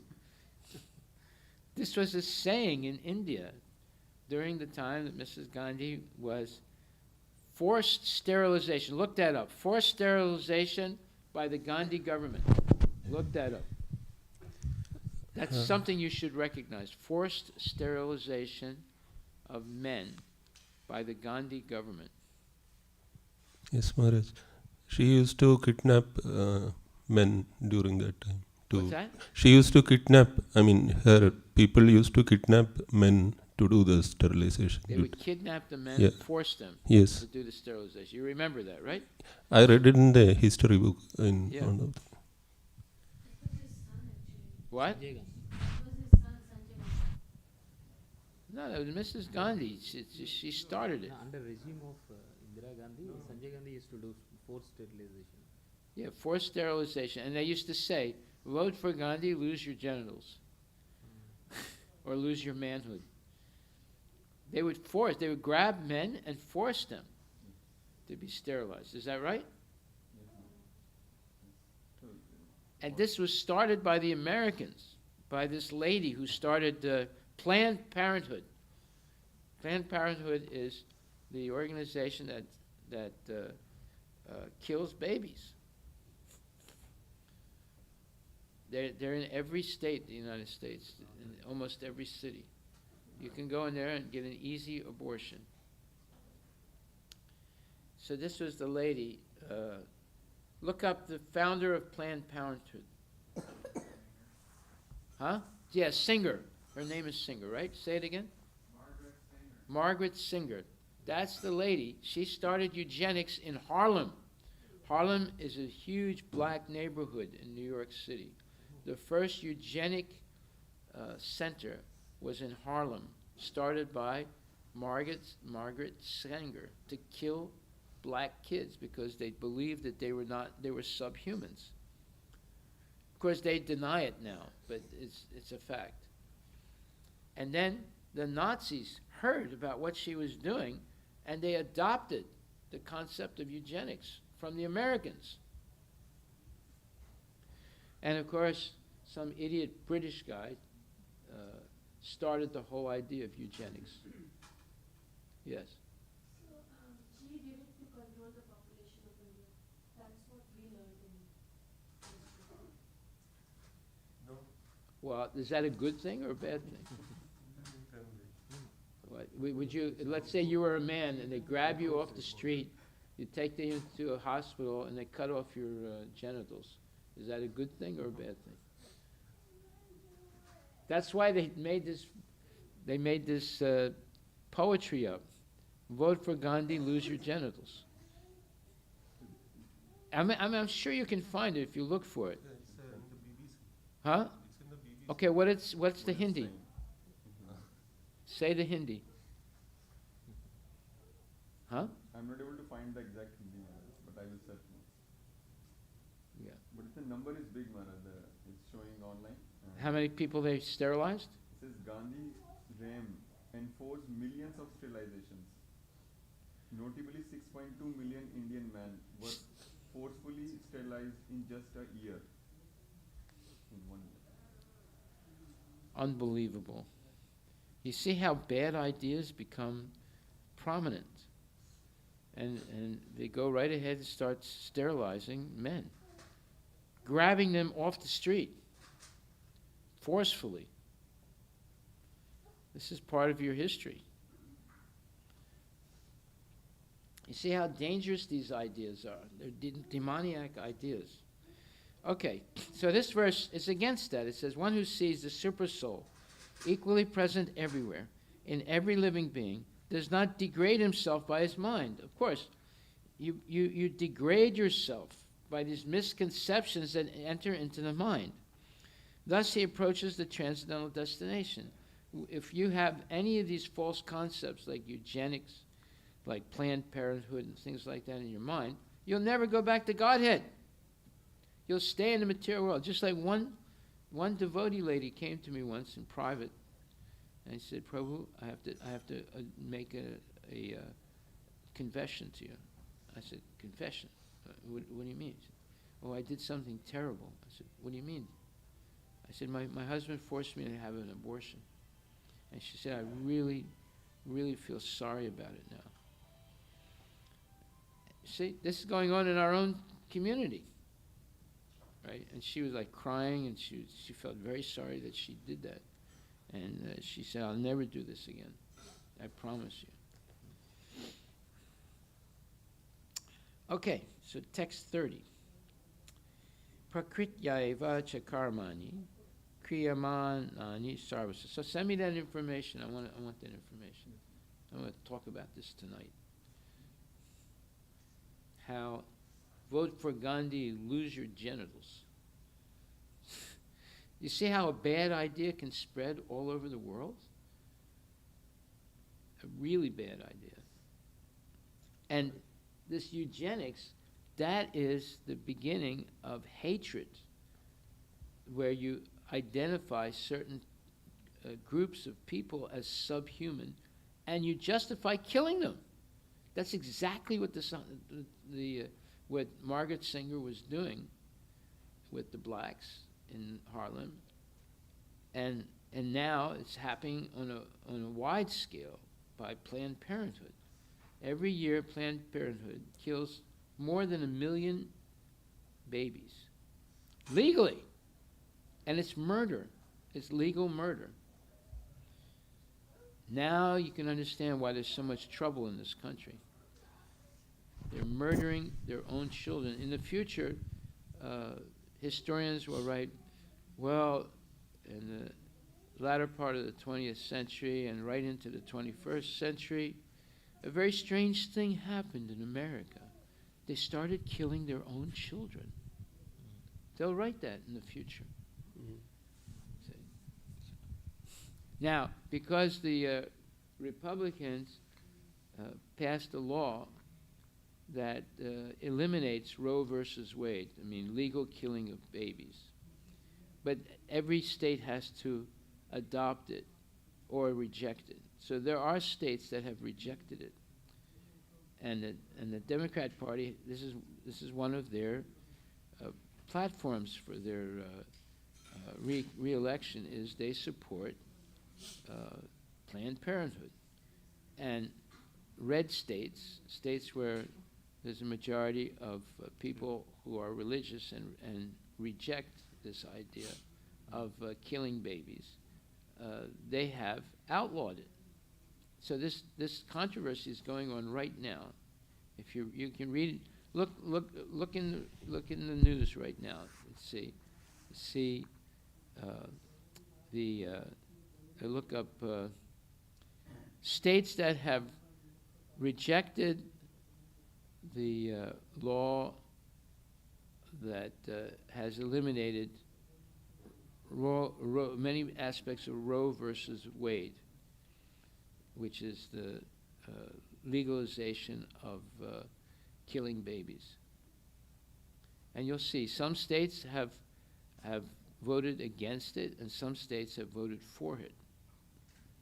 So basically the Republican law, or the law that was passed by the Republicans, outlawed the United States government by being supporting abortion, and left it up to the states. Each state can decide whether they want to have legal abortion or not. That's the point. You look up the Roe versus Wade has become, and many aspects of it have been declared unlawful, and the government is letting the states decide whether they want to have legal abortion or not. So now in America you have some states like California where they have legalized abortion, and other states have rejected it. Do you find it? Huh? Go ahead, read it out loud. Still, there are 16 states that protect abortion access under state law, either by guaranteeing the right to get an abortion up to a certain point in pregnancy, or in just four states, and Washington D.C. protecting the right at any stage of pregnancy. Yeah, so Washington State, where we live, you can still get an abortion rather easily. But what does it say? 16 states have outlawed it, is that right? Yeah, 16 states that protect abortion access under state law. Protect abortion access? Protect, yes, Maharaj. Okay, so it's legal in 16 states, and the rest of them have either not voted on it yet or have rejected it, where it's illegal to have an abortion. Okay, did you know this? Huh? No. What rock are you living under? You have to come to class to learn all these things about your own country, whether it's India or America. Okay, so now text 30. India carries out 13.7% of world's sterilizations, Maharaj. What? India carries out 37% of the world's sterilizations, it seems. Sterilizations? Yeah, with 4.6 million women sterilized in 2012 alone. India is the highest most sterilizations. So if you want to be sterilized, you go to India. Crazy. Okay, so one who can see, this is text 30, one who can see that all activities are performed by the body, which is created of material nature, and sees that the self does nothing, actually sees. Now this is a new point, a very profound point. Who can explain this point? Anybody? Look at this verse and explain it to me. This is a new point. It's a very big point. See, all of this, understand one thing. In every one of these verses, it's all about can see, how to see things correctly. Why did Krishna speak like this? Because the real meaning of philosophy is how to see things correctly. And Krishna knew that in Kali Yuga, almost everything people see will be incorrectly seen. And this particular chapter outlines many of those incorrect things that are being seen by people today. And because of that, they're ruining their opportunity or chance to go back to Godhead. So almost every verse, the previous verse says, one who sees the super soul equally present everywhere. And then this verse today, now, verse 30, one who can see that all activities are performed by the body. Right? And then before that, in verse 28, one who sees the super soul accompanying the individual soul. And then verse number 27. Know that whatever you see in existence, both the moving and the non-moving, is only a combination of field of activities. See, every verse is beginning with how to see. This chapter is teaching us how to see things correctly, which means that almost everything we're seeing now is incorrect because of modern education. Then text 25, it says, some perceive the super soul within themselves through meditation. So it's perceive means the same thing as see, right? Text 26, what does that say? And again, there are those who, although not conversant in spiritual knowledge, begin to worship the Supreme Person upon hearing about him from others. Because of their tendency to hear from authority, they also transcend the path of birth and death. So, and then text 27 says, know that whatever you see in existence, both the moving and the non-moving, is only a combination of the field of activities and the knower of the field. This whole chapter is teaching us how to see things correctly. And now we can see how screwed up society has become by all these false narratives and false theories due to modern education, like Margaret Sanger and her eugenics that was adopted by the Nazis, who started killing people because they identified them artificially as subhumans. See? So the whole idea of prejudice, like people think, black people are ignorant, this thing, that thing. It's all based on not seeing properly the presence of the Paramatma and Jivatma in the body of every living entity, not only human beings. Okay, so now I'm going to explain why Christianity, Judaism, and Islam have adopted ideas that are completely wrong. And this started by the Greeks. So after Jesus left his body, the Christians were struggling to understand the reality of who Jesus is. Is he a man who became God? Is he God who became man? They didn't know how to philosophically explain the life of Jesus. So, unfortunately, they turned to Greek philosophy to try and understand. And in Greek philosophy, instead of understanding through Socrates and Plato, they decided to use Aristotle, who deviated. He was the disciple of Plato, but he deviated from Plato. So, because of Aristotle, the first major misconception became accepted by the Christians. And what was that? Aristotle was severely criticized by Srila Prabhupada for his view that the souls of animals are not immortal. Aristotle said that there are two types of souls, mortal and immortal. This pernicious or this mean doctrine was carried even further by Augustine. Now, Augustine is Augustine is a Christian philosopher after the death of Jesus, right? Of course, Aristotle was existing 400, 500 years before the birth of Jesus. Augustine was a convert to Christianity. He was a big sinner, but then he became a saint. And I think he was living around the 3rd or 4th or 5th century. So, first of all, Aristotle says there's two types of souls, which is wrong. All souls are immortal. He said there are immortal souls, and there are mortal souls that die. Then Augustine comes in and he argues that since the animals do not possess an immortal soul, they are meant for our use, dead or alive. Okay? So now it's becoming more developed, this idea that there are mortal souls that die, that can die. First of all, that's a false concept.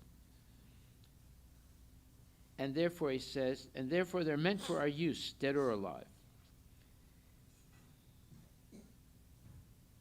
And because of that, it only remains for us to apply the commandment, thou shalt not kill, to man alone, oneself and others. So because of Augustine, this concept of the misinterpretation of thou shalt not kill, which is one of the commandments of God. There are 10 commandments, right? And now they gave this false definition of that commandment by Jesus, thou shalt not kill. They say it only refers to human beings. It doesn't refer to animals or plants or anything else. You see how things develop into complete misunderstanding. Strange words from a so-called saint. Unfortunately, this became the standard Christian doctrine. Since animals have no souls, it is all right to kill and eat them. So this happened in a period of 500 years, 600 years, between Aristotle and Augustine. Augustine was a Christian philosopher, and Aristotle was a Greek philosopher. They didn't know Christianity at that time, before the birth of Christ. But they developed these false ideas. And then Prabhupada says, Prabhupada disagreed also with Origen's theory that souls are created. If they are created, how can they be immortal? So now another level of ignorance enters into this false narrative about souls by Origen. Origen was another Christian philosopher in early Christianity. I think he existed a little bit after Augustine, maybe the 4th or 5th century after the birth of Christ. And he adds another level of ignorance or another level of misconception where he says that souls are created. If they're created, how can they be immortal? That means there's not full immortality for the soul, according to the Christians. And that has become their doctrine right up to today. Number one, animals don't have a soul. Therefore, you can kill them and eat them. And that the real understanding of the commandment, thou shalt not kill, it only refers to human beings. It doesn't refer to any other living entities. Or both of these are false ideas. And then a third level of ignorance is that souls are born at a certain time. This completely deviation from Vedic philosophy, which is being explained in the 13th chapter of Bhagavad Gita by Krishna himself. That's why there's so many problems in Christianity, Judaism, Islam. They're all Abrahamic religions. They're all basically the same religion with a few little differences. And they've deviated seriously from Vedic Dharma. That's why they hate Vedas and they hate Hindus, and they try and convert every Hindu away from Christianity, away from Hinduism to Christianity or Islam or whatever. Okay. So now we have origin that says souls are born. But Krishna says, never was there a time when I did not exist, nor you, nor all these things, all these kings. Krishna tells Arjuna, nor in the future shall any of us cease to be. The theory of the creation of the human soul at the moment of conception was also accepted by Aquinas. Now, Aquinas, he lived around the 10th century. He's the biggest philosopher of Catholicism, of the Catholic Church. And he, let's say, made these false concepts in stone. In other words, he stamped it with his approval. He's the biggest philosopher of the Catholics, and therefore they accepted the idea that the soul only begins at the moment of conception in the material body. So because of that, that's why the Christians bury bodies when they die. They believe that you have to have a material body in order to be resurrected and be judged favorably by Jesus and go back to Godhead. That's why they have cemeteries. So this is another major difference between Hinduism or Vedic Dharma and the Christian religion. The people in Bharat, they will cremate their dead people. But the Christians, they bury their dead people. Why? Because they think you have to have a body in order to be resurrected from the dead and then judged favorably by Jesus, and then you go back to heaven. You see, it's completely nonsense. And this is how it happened. It went from Aristotle to Augustine to Origen, and then to Aquinas, and that finished it. They made it Christian doctrine, bona fide. Therefore, when you hear the discussion between Prabhupada and Cardinal Danielu, which you can go on the internet and hear, I helped to organize that meeting. Cardinal Danielu is saying to Prabhupada, no, you can eat animals. What do you mean? They don't have a soul. Right? And Prabhupada's trying to convince him, no, that's not true. Right? But he's not listening.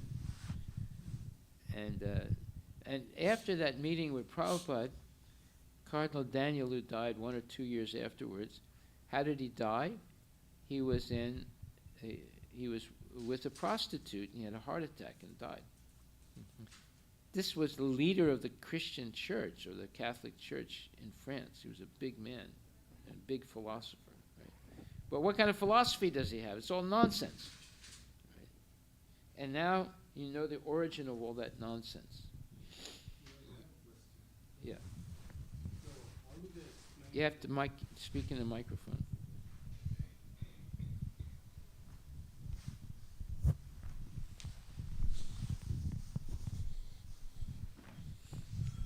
So how does Christianity explain the aspect of somebody is born poor, somebody is born rich, somebody is born with blindness or poor health? They have no explanation for it. So they just don't explain. You just have to accept it. So when people hear that, they think, well, then the Christian God must be a mean person. Why did he make my daughter blind and the daughter of my neighbor is not blind? They have no explanation for it. But Jesus is love personified, so compassion personified. How can he create, how can he be considered mean? Well, Jesus is whatever you said, love personified, etc., etc. But that does not eliminate the fact that one daughter is blind and another daughter has eyes. Because the Christians reject the concept of reincarnation. And that's here also. When it says, the theory of the creation of a human soul at the moment of conception was also accepted by Aquinas and thus became official Catholic doctrine.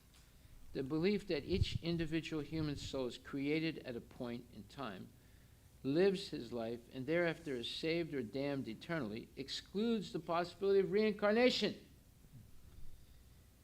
By denying reincarnation, Augustine and Aquinas broke with Platonic tradition and made it difficult for subsequent philosophers to understand evil in the world. There it is.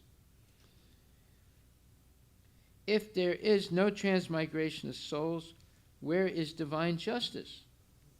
Well, how can you say God is a just person? Right? How can we account for fortune and misfortune? Why is one man pious, knowledgeable, and beautiful, or opulent, and another man impious, ignorant, deformed, or poor? Why, on the basis of one finite lifetime, is one man eternally saved and another eternally damned? Why is God so arbitrary, so unmerciful? Having rejected the possibilities of transmigration and karma, Western philosophers have been troubled all the way down to Mill, Dewey, and Sartre. Because evil exists, they argue either God's power is limited, or he's not at all good, or he does not exist at all. There it is. So it starts with Aristotle. It goes to Augustine, then it goes to Origen, then it goes to Aquinas, and that closes the loop. There's no karma, there's no reincarnation, animals don't have a soul, you can kill them and eat them, and the principle of thou shalt not kill applies only to humans, not to anybody else or anything else. That's how that's the genesis of this falsity in Christianity. And because of that, there's a lot of problems. A lot of people walk away from Christianity and say, you mean to tell me God made my child blind and made my neighbor's child have eyes? Then why did he do that? There's no explanation, because they don't accept reincarnation. They don't accept karma. You see? So it doesn't make sense for intelligent people. So therefore I reject this religion. Does that answer your question? Yes. Okay.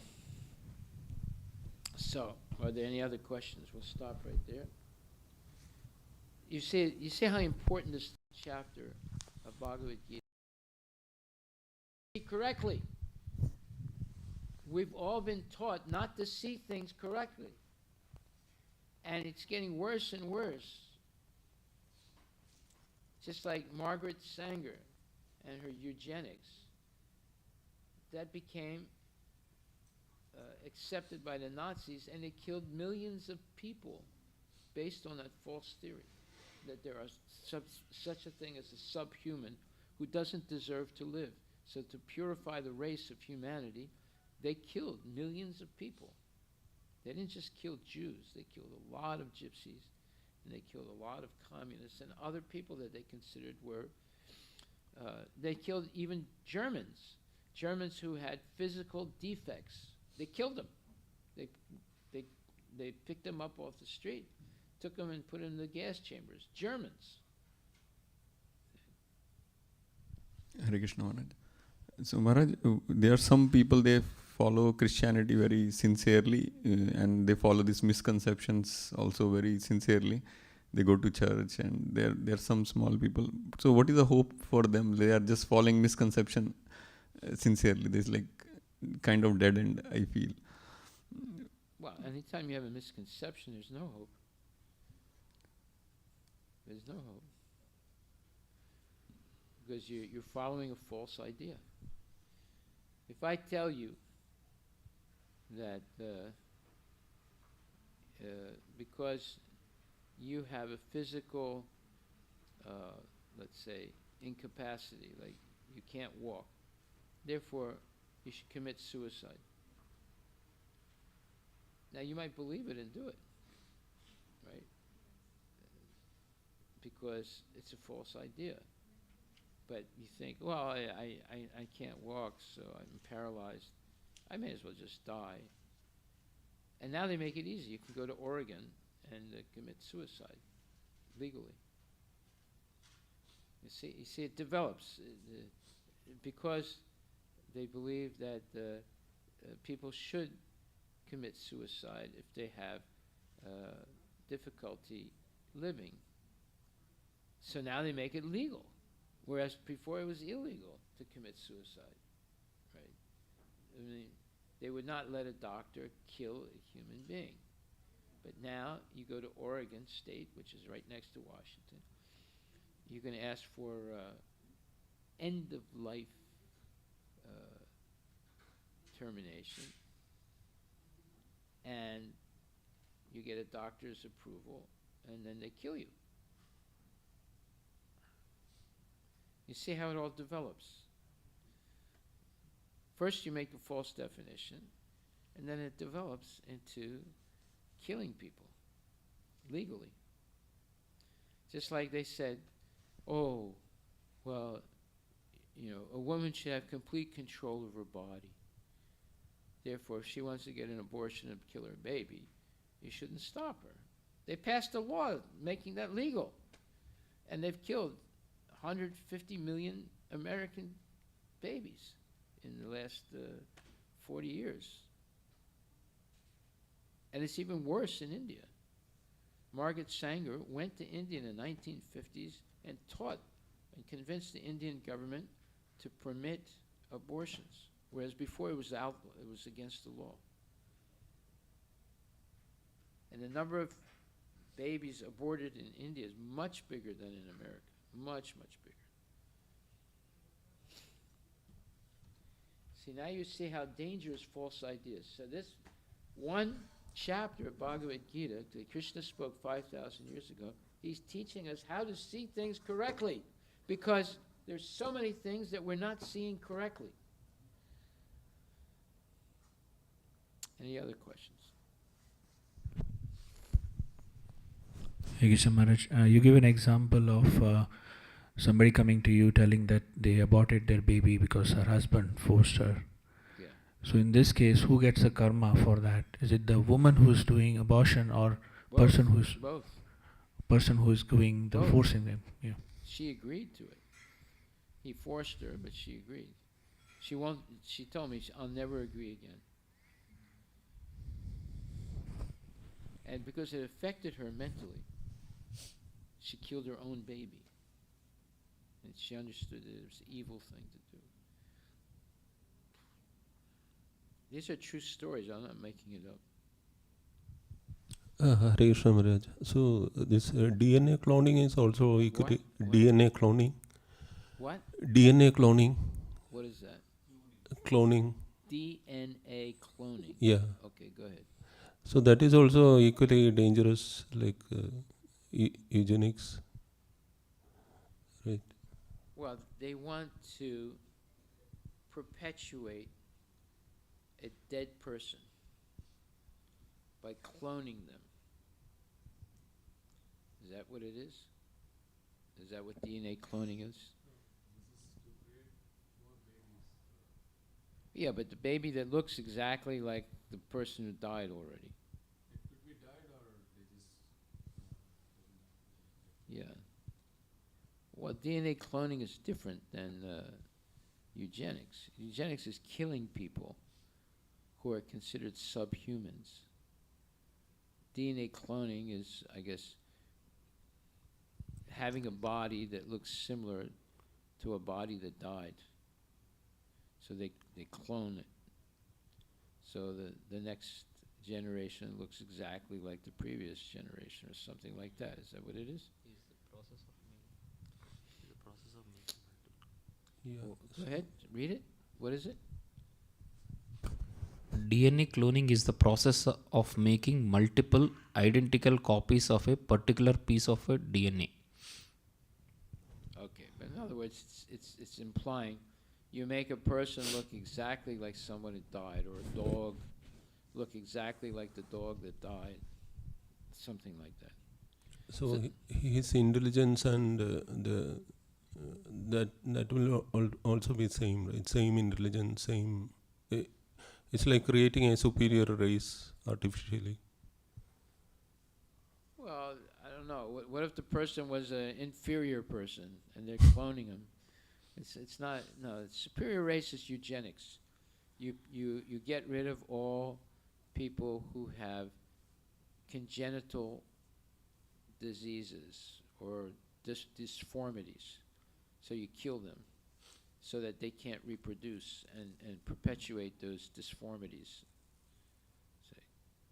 It's just like, they wanted to, they started the eugenics in Harlem because they thought that black people were subhumans and that instead of them having more children that'll be subhuman, they either sterilized them or they killed the children by abortion.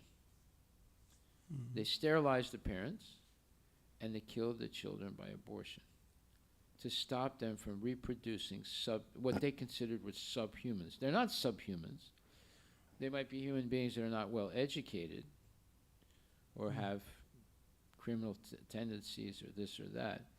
But they're not subhumans. They're human beings. You can't artificially designate a whole class of people as subhumans and then kill them or even sterilize them. This is what they wanted to do, to purify the humanity.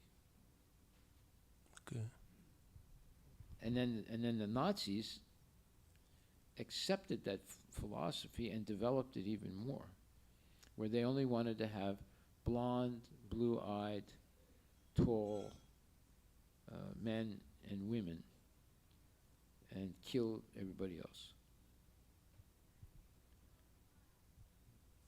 See how dangerous these ideas are. Okay? Any other questions? Also, Maharaj, does American historians and archaeologists, they have any special interest in Greek mythology or Egyptian history? Because we see many books and documentaries and films made. Well, the Western philosophers, the farther west you go, the more they deviate from Vedic Dharma. So there was not, strong appeal of Vedic Dharma. The far west you go. So they chose the Greeks or the Egyptians to learn philosophy. Now the Egyptians were more influenced by the Greeks, more influenced by Vedic Dharma than the Greeks. But still, it was deviant. So they had a lot of black magic in Egyptian dharmas, or Egyptian philosophy. So the farther away you go from India, the more degraded the philosophers become. So when you get to the United States, it's really degraded. When you get to Japan, that's like the worst.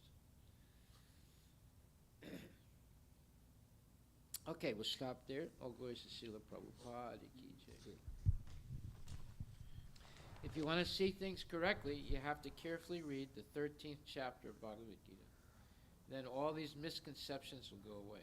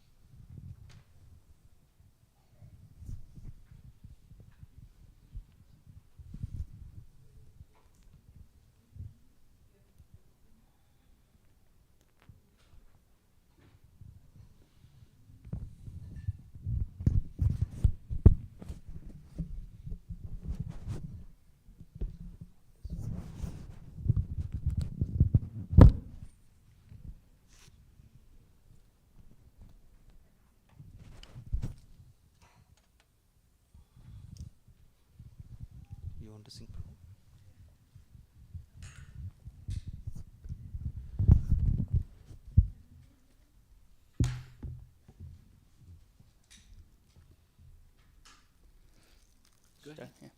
Sri Guru Cherana Padma Kevala Bhakati Sadma Shri Guru Charana Padma Kevala Bhakati Sadma Bandhamui Savadana Mate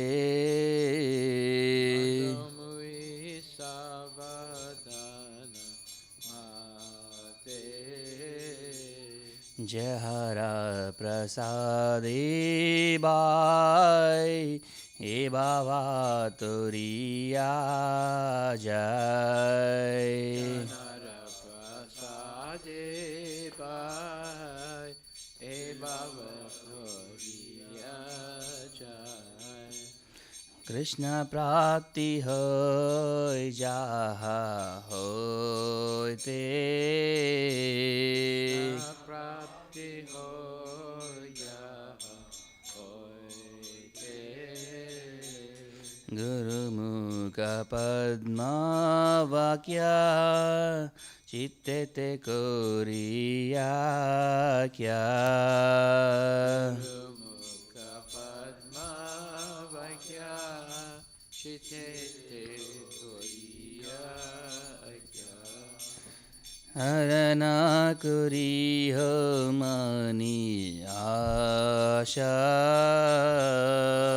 Harana Koriya Mani Asa Shri Guru Cherani Rati He Se Uttama Gati Guru Charane Rati Ese Uttamagati Jai Prasade Pure Sarva Hasha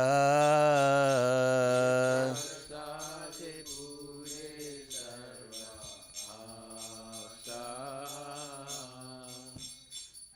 चक्षुदान दिलो जय जन्मे जन्मे प्रभु से जन्मे प्रभु से दिव्य ज्ञान हृदय प्रकाशितो ज्ञान से प्रकाशितो प्रेम भक्ति जहा होते अविद्या विनाशा जाते भक्ति जहाँ होते अविद्या विनाश जाते वेद गाय जहरा चरितो गाय जनर चरितो श्री गुरु करुणा सिंधु आदमा जैनारा बंधु गुरु करुणा सिंधु आदम जनर बंधु लोकनाथ लोके राजीवाना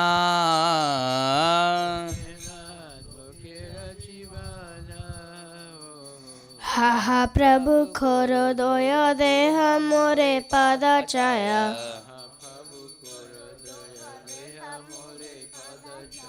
एबे गाइस गुसुप त्रिभुवना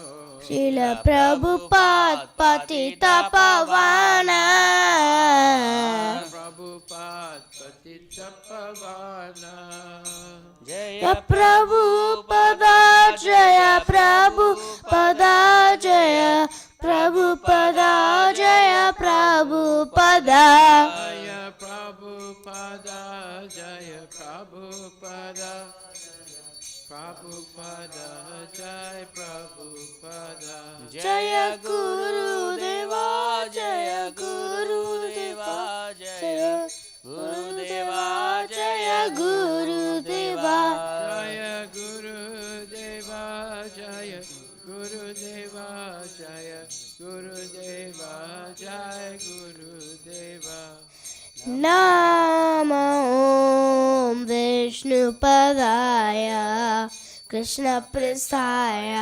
भूतले Srimate Bhakti Vedanta Swami Nityanamine.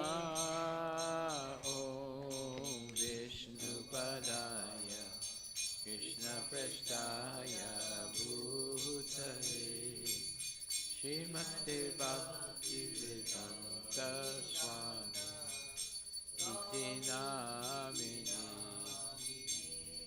Namaste Saraswati Deve Gauravani Pracharine Nirvisesa Sunyavadi Pashatya Vishatarine.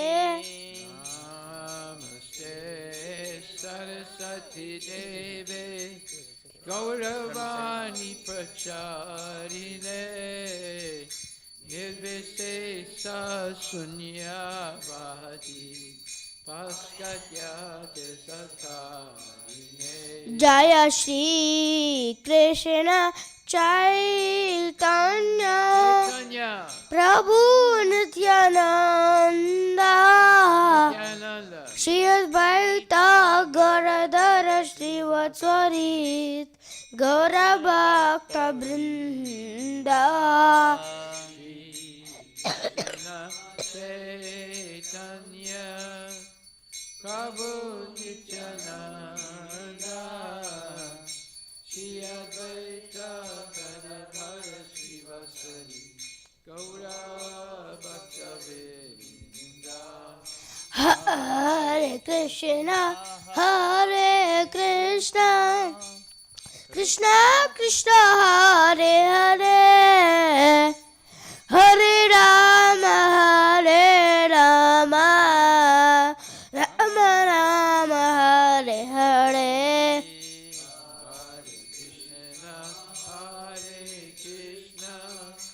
Krishna Krishna Hare Hare Hare Rama Rama Rama Hare Hare. Hare Krishna Krishna Krishna Hare Hare Hare Rama Rama Rama Hare Hare.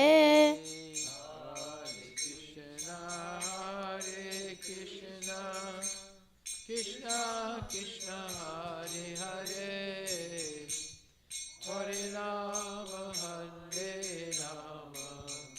Rama Rama Hare Hare.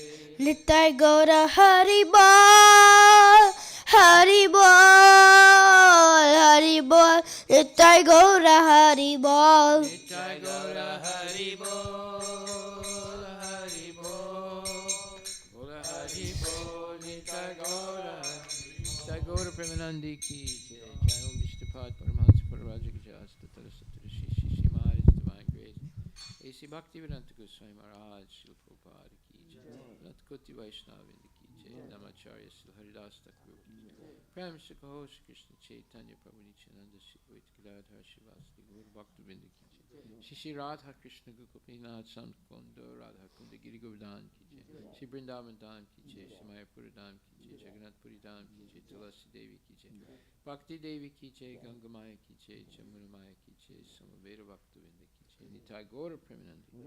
All glories to Samaveda, all glories to Samaveda, all glories to Samaveda, all glories to Shri Guru and Shri Garanga, all glories to Srila Prabhupada Patita Pavana Ki Jai Namah Om Vishnu Padaya Krishna Mistah Bhutali Srimati Bhaktivedanta Swami Namaste Saraswati Devi Gauracharya Nirvisesa Jai Shri Krishna.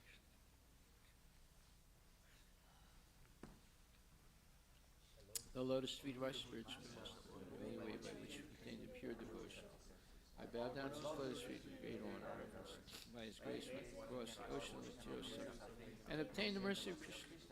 My only wish is that my consciousness purified by the words emanating from his lotus mat. Attachment to his lotus feet is to perfection and fulfills all desires. He opens my darkened eyes and fills my heart with transcendent knowledge. He is my Lord, birth after birth. From him, ecstatic prema emanates. By him, ignorance is destroyed.